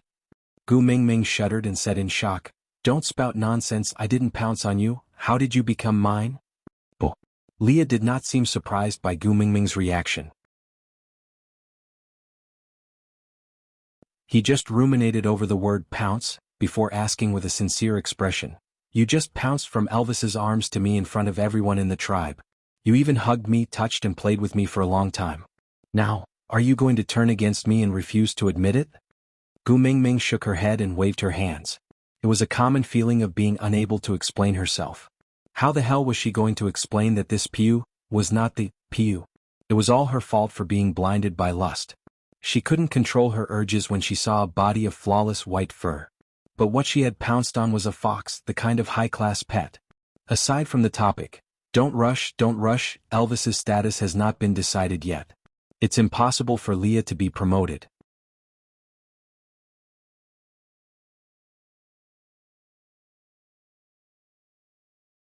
Chapter 85. In the future you're not allowed to say that I'm not yours. Do you understand? Leah used one hand to hold onto Gu Meng Meng's hand that was waving like a windshield wiper and pulled it into his arms. Gu Meng Meng drowned in Lee's fluffy big tail while Leah caressed Gu Meng Meng's little head from time to time. He said in a slightly reproachful tone, I don't want to be abandoned. Gu Meng Meng hugged onto Lee's big tail without letting go and said tearlessly, Daddy Leah, I didn't abandon you, but I really can't mate with you. You didn't abandon me but you can't mate with me. Do you still want to pair me up with Elvis? Leah smiled evilly. He placed his elbows on the ground and supported his chin with his palm. He looked at Gu Meng Meng coquettishly and said, if Gu Meng Meng likes it, I can cooperate once in a while. But if it's for a long time, even if I agree, Elvis won't agree. Gu Meng Meng felt her nose bleeding. Her already empty blood tank was overdrawn. Leah, does your mother know how dirty you are? At first glance, Gu Meng Meng still felt that Leah was as pure and holy as a flower on a high mountain, not to be messed with. His image had crumbled too quickly. What the heck, in just one night, Leah had walked further and further down the path of corruption, as though he was never going to return. Leah held onto Gu Meng Meng's hand gently. The gentleness in his eyes could almost be squeezed out. He looked at Gu Meng Meng affectionately and said, Gu Meng Meng, promise me, no matter what, don't abandon me, all right? Unknowingly, Gu Meng Meng's heart was suddenly touched violently. Lee's gaze was clearly smiling and gentle, but Gu Meng Meng felt as if she could see an unknown scar in that pair of eyes. Leah, what had he experienced? Gu Meng Meng kept her joking thoughts and frowned slightly. She looked back at Leah and deliberated for a long time before shaking her head and saying, I can't promise something I can't do. You're very good but I can't mate with you. What? Hearing Gu Meng Meng's rejection, Lee's heart tightened. The question that he blurted out caught him off guard. Why would he care about the reason? According to his original personality, no matter what her reason was, he would always have a way to make her comply with his wishes. But why did he care about why now? Gu Meng Meng lowered her head, not daring to look into Lee's eyes. Rejecting someone was a stressful matter, especially rejecting Leah, a Prince Charming whom Gu Meng Meng could not match up to no matter how she looked at it. The stress was even greater. And when the Prince Charming was still looking at you with an infatuated expression, the pressure was so great that it felt like the atmosphere was about to explode. Marriage? Oh no, mating is an important matter that affects the entire generation. It can't be done casually or carelessly. Leah hooked Gu Meng Meng's chin with his finger. He liked the way she looked at him. When he could clearly see himself in her clear eyes, he felt an indescribable sense of satisfaction. And her avoidance made his heart uneasy. But this time, Leah felt that he was wrong. Why was it that when he saw the clear guilt and apology in her eyes, his heart felt as if it was being slowly pierced by a sharp claw? That pain lasted for a long time and he could clearly feel every minute and inch of it. I'm willing to pledge my lifelong loyalty to you, not carelessly or casually. Leah retracted his arm and pulled Gu Meng Meng into his embrace, avoiding her serious gaze. Their faces were pressed against each other and Lee's lips moved softly beside Gu Meng Meng's ear. Meng Meng, believe me, I'm serious. Aside from the topic, on the first day of the PK I'll add more updates. My little babies, Please leave a comment. Whether Gu Mingming would have meat to eat in the future depended on everyone.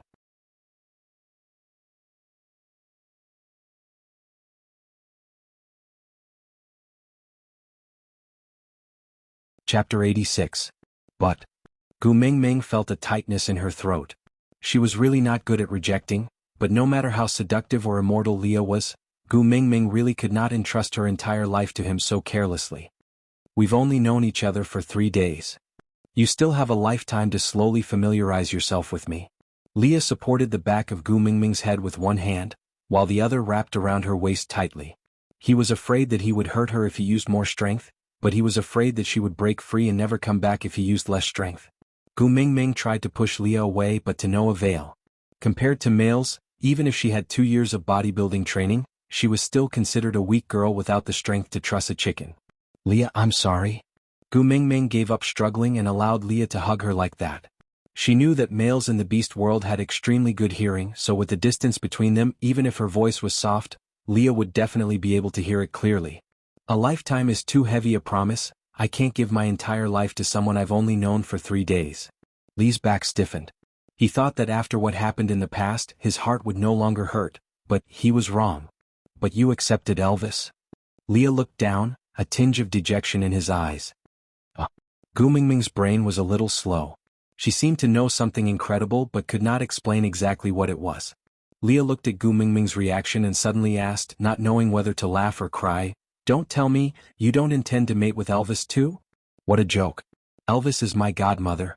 Gu Mingming jumped up out of reflex, but after saying that she suddenly remembered, damn, Elvis helped her change her sanitary pad before, and he even changed his clothes from head to toe. F***ck. What happened to the promised sisters, godmother and daughter?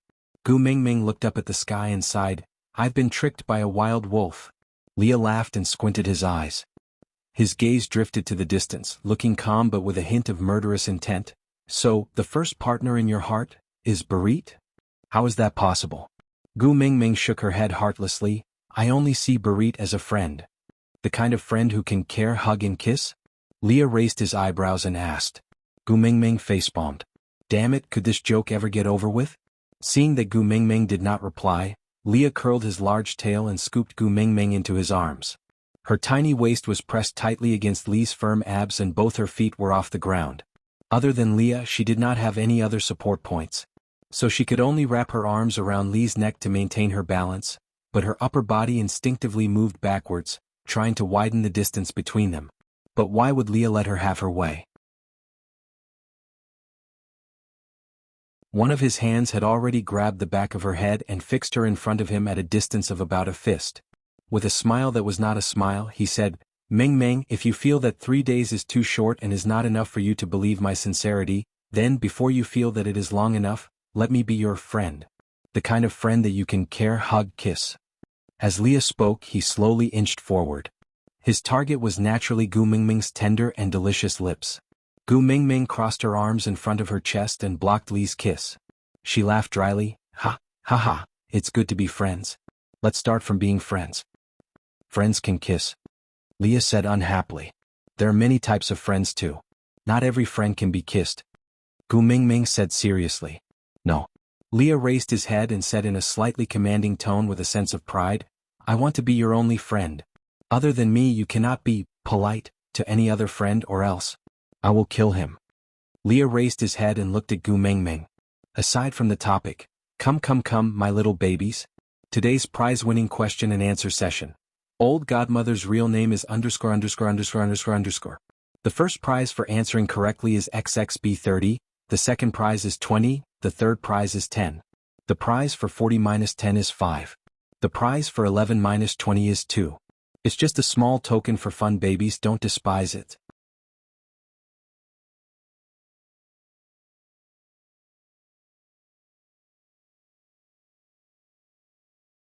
Chapter 87. Leah looked serious and Gu Mingming could not help but recall his decisiveness last night, as well as the blurry image in the depths of her memory. On a dark and windy night, that man whose face could not be seen clearly carried her with one hand, while the other hand easily broke Colin's arm, saving her from the hands of the Grim Reaper. She would not doubt Lee's words. This was the beast world, where violence was justice and only the strong could enjoy the spoils. Leah had enough ability to fulfill every word he said, and even if he did it, no one would find it inappropriate. The winner was the king, that was the logic. But the education and living environment that Gu Mingming had received meant that she was unable to accept the fact that human life was just an ordinary and common setting like everyone else here. She was even more unable to accept the fact that others would simply die because of her. Leah, the world is so beautiful, but you are so hot-tempered. This is not good, not good. Gu Mingming nodded her head seriously, trying to convince Leah to give up on that cruel idea. Li's coquettish gaze landed on Gu Mingming's little face. His index finger gently lifted her little chin and accepted her gaze. The corners of his lips curled up slightly, making him look extremely flirtatious, graceful and noble with unparalleled elegance. Call me Daddy. For some reason, Leah liked this title very much. Even though he did not know what Daddy was. Gu Mingming's lips twitched. What an instant drama. She even suspected that what Leah had said just now was purposely teasing her. Not calling me that. Gu Mingming turned her head away proudly, who was not a baby. Really not calling me? Leah was not angry, he just swayed his big tail lightly and looked at Sandy, who was walking towards them from afar, deep in thought. He said, "This world is not so beautiful after all." Gu Mingming followed Li's gaze and saw that Sandy had already walked to the edge of Elvis's territory, receiving a pile of unknown things from his mails. She carried them and walked towards them. Leah seemed to be doing it on purpose, his slender and bony fingers stretched out one by one in front of Gu Mingming, his fingertips growing sharp nails at a speed visible to the naked eye. Was he going to be irritable? Gu Mingming immediately gave up on her principles and hugged onto Li's thighs. "Daddy Leah, please calm down." Leah pretended to be hesitant as he looked at Sandy and then at Gu Mingming. He asked with 30% threat and 70% anticipation, "Between Sandy and me, who do you like more?" Gu Mingming flattered him without any principles. "I like Daddy Leah." Leah smiled in satisfaction and retracted his fingernails. He tapped Gu Mingming's little nose lightly and said, "Don't call others Daddy, this title belongs to me only." "Yes, Daddy Leah." Gu Mingming nodded her head vigorously. She did not have the habit of going around looking for someone's father, so why would she not agree? Good. Leah was extremely satisfied. Although he did not gain Gu Mingming's approval to become her partner, it was already a good progress to be able to live together with her. Leah did not want to force Gu Mingming too much in case he scared her. So he rubbed her furry little head and said, "Go and play with Sandy, I think Elvis should be back soon. Daddy Leah will roast the rabbit for you later." Gu Mingming really wanted to tell Leah that calling himself Daddy Leah was very Chinibu, but when the words reached the tip of her tongue, she chose to swallow them back into her stomach. She nodded obediently and said, "All right." Out of topic. Oh yes. Just to clarify. All activities are limited to little friends who leave messages in the message area of Xiaoxiang Academy. Because Xiaoxiang's authors don't have a backer on QQ reading, we can't set up any rewards.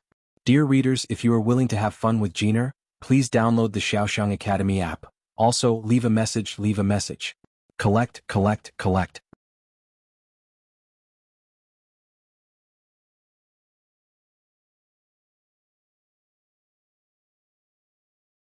Chapter 88. Leah gently let go of Gu Mingming and placed her on the ground steadily. Then he slowly stretched out his large tail and followed Gu Mingming's rhythm as she ran towards Sandy until his tail could no longer touch her. Leah retracted his tail and looked at Gu Mingming's radiant smile with a doting expression. He pondered over what Gu Mingming had said just now. The world was so beautiful. Yeah, it was indeed beautiful. This was unprecedented. Leah turned around to start a fire. Although he was fearful of the fire demon, it was a necessity for his Gu Mingming to eat. So what if he had to use his bones as firewood? On the other side, Gu Mingming pounced towards Sandy happily. She took the things from her hands and asked, "Why did you bring so many things over?" Sandy distributed the things to Gu Mingming and said, "You left just like that just now and forgot to take the yellow gravy that everyone gave you." Gu Mingming slapped her forehead in realization. Then she rubbed her hands together with a money grubber face and said, "Ayaya, that's great Sandy, you're really my lucky star. Elvis just happened to go hunting. Let's roast meat with honey later." Sandy remembered that Gu Mingming mentioned before that their original tribe called the yellow gravy honey. At the thought of roast meat, Sandy swallowed her saliva instinctively. But looking at Leah, who was starting a fire behind Gu Mingming, Sandy twisted her fingers and said with some grievance, Today is the first time Elvis and Leah are your partners. This day is too precious to them. Sandy looked at the yellow gravy in Gu Mingming's hands. She imagined the combination of the sweet yellow gravy and the delicious roast meat and what kind of amazing taste would be produced. That would definitely be an unprecedented delicacy. Wiping away the saliva that flowed down from the corner of her mouth, Sandy endured the huge torment in her heart and said, "I'll come and eat with you next time." Before she finished her sentence, Sandy had already turned around to leave. But her pair of meaty feet were rooted to the ground and could not move an inch. Gu Mingming looked at Sandy's struggling back view and the meaty hands that were purposely left behind for her to hold. She burst out laughing. She walked to the front of Sandy and stuffed the yellow gravy into her arms. "Leah, Elvis and I don't have that kind of relationship. If you want to know the details, why don't you stay and eat with us? Let's talk while we eat?" Sandy's heart sank into two huge whirlpools. The whirlpool on the left was why Gu Mingming said that Leah and Elvis did not have the kind of relationship she had imagined. The whirlpool on the right was, when would the roasted meat be cooked? Which one should I ask first? Sandy was extremely conflicted. Gu Mingming looked at Sandy's conflicted expression and nudged her with her shoulder. "Stop daydreaming and come over to help." Okay. Sandy was a little excited. Help. Gu Mingming asked her for help. Ever since she was young, she had only been waiting to eat, drink, and be taken care of. When she was young, it was her father, and when she grew up, it was her partner. They had always told her, "Be good and wait, it will be ready soon." This was the first time someone had asked her for help. Sandy was so agitated that she almost cried, but Gu Mingming had no idea what kind of feeling she had brought to Sandy's heart. Wasn't it normal for best friends to help each other out? Sandy blindly followed behind Gu Mingming, her little hands clutching the sides of her dress nervously. Her eyes shone with anticipation and nervousness. What would Gu Mingming ask her to do? She seemed to not know how to do anything. Aside from the topic, Jean brought Gu Mingming, Elvis and Leah, asking for love in all sorts of ways. Please don't be a novelist, you must catch up with the updates.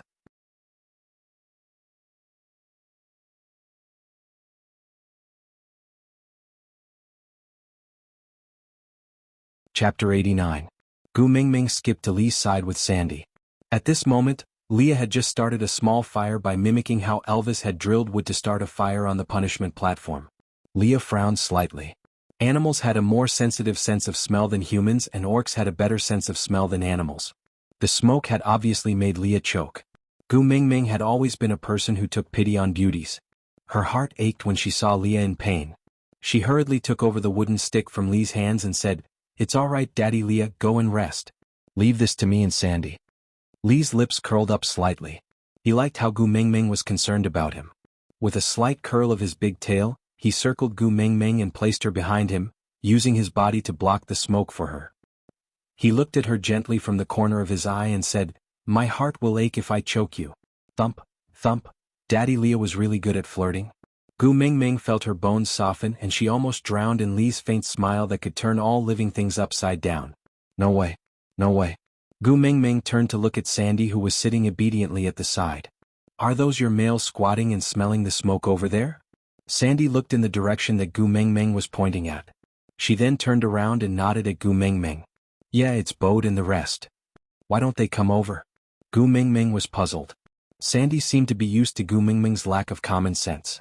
She did not think much about it and just patiently explained. "This is Elvis's territory. Without his permission, other males cannot enter as they please. If not for you, even a female like me cannot enter as she pleases." Gu Mingming asked in a daze, "Has Elvis always been so unsociable and doesn't interact with others?" Sandy could not help but shake her head. "It's not that Elvis is unsociable. Every male has his own sense of territory. He can't offend any other males or else he will be seen as a provocation and be attacked." Gu Mingming blinked and rubbed her chin. "Then what if I want to look for you in the future? If I accidentally enter someone else's territory, won't I die a horrible death?" As Leah added dried leaves to the fire, he said nonchalantly, "Don't worry, you have Elvis and me, no one can hurt you." Gu Mingming's eyes sparkled like stars. She clasped her hands in front of her chest and looked at Leah with admiration. "Daddy Leah is so reliable." Leah smiled without saying a word. He was in a good mood as he added a bunch of dried leaves to the fire, almost extinguishing the small flame that had just started. "Gu Mingming, why did you call Leah, Daddy?" What exactly does Daddy mean? Sandy tilted her head and asked Gu Mingming with a curious look. Papa. Gu Mingming felt a deep sense of despair. The papa and mama combo was the first word she learned when she was learning to speak, but she did not know how to use literal words to explain this form of address. After thinking for a while, Gu Mingming finally squeezed out a sentence. Daddy is the most reliable male in this world. He will save us from any danger or hardship. No matter what kind of difficulties we encounter, he will stand in front of us and protect us for the rest of our lives. Daddy is the only male in this world who will never abandon us or betray us. She said the only. Lee's heart skipped a beat. This was the first time he heard such a familiar yet foreign word from a female. Was he the only, she said? Aside from the topic, today's Q&A, Sandy has a crush on a single male in St. Nazaire. May I ask if this male is ______? Same rules, the first baby who answers correctly will get XXB 30, the second will get 20, the third will get 10. 11 to 25. 21 to 33. You're tuning in to the Han Lee's Wuxia Adventures YouTube channel. We're so grateful for your support, and don't forget to subscribe to join us on this incredible journey through captivating stories. Your generosity through donations truly makes a world of difference, as it's the primary source of revenue that allows me to expand and enhance this channel for you. Thank you from the bottom of my heart for being a part of this adventure.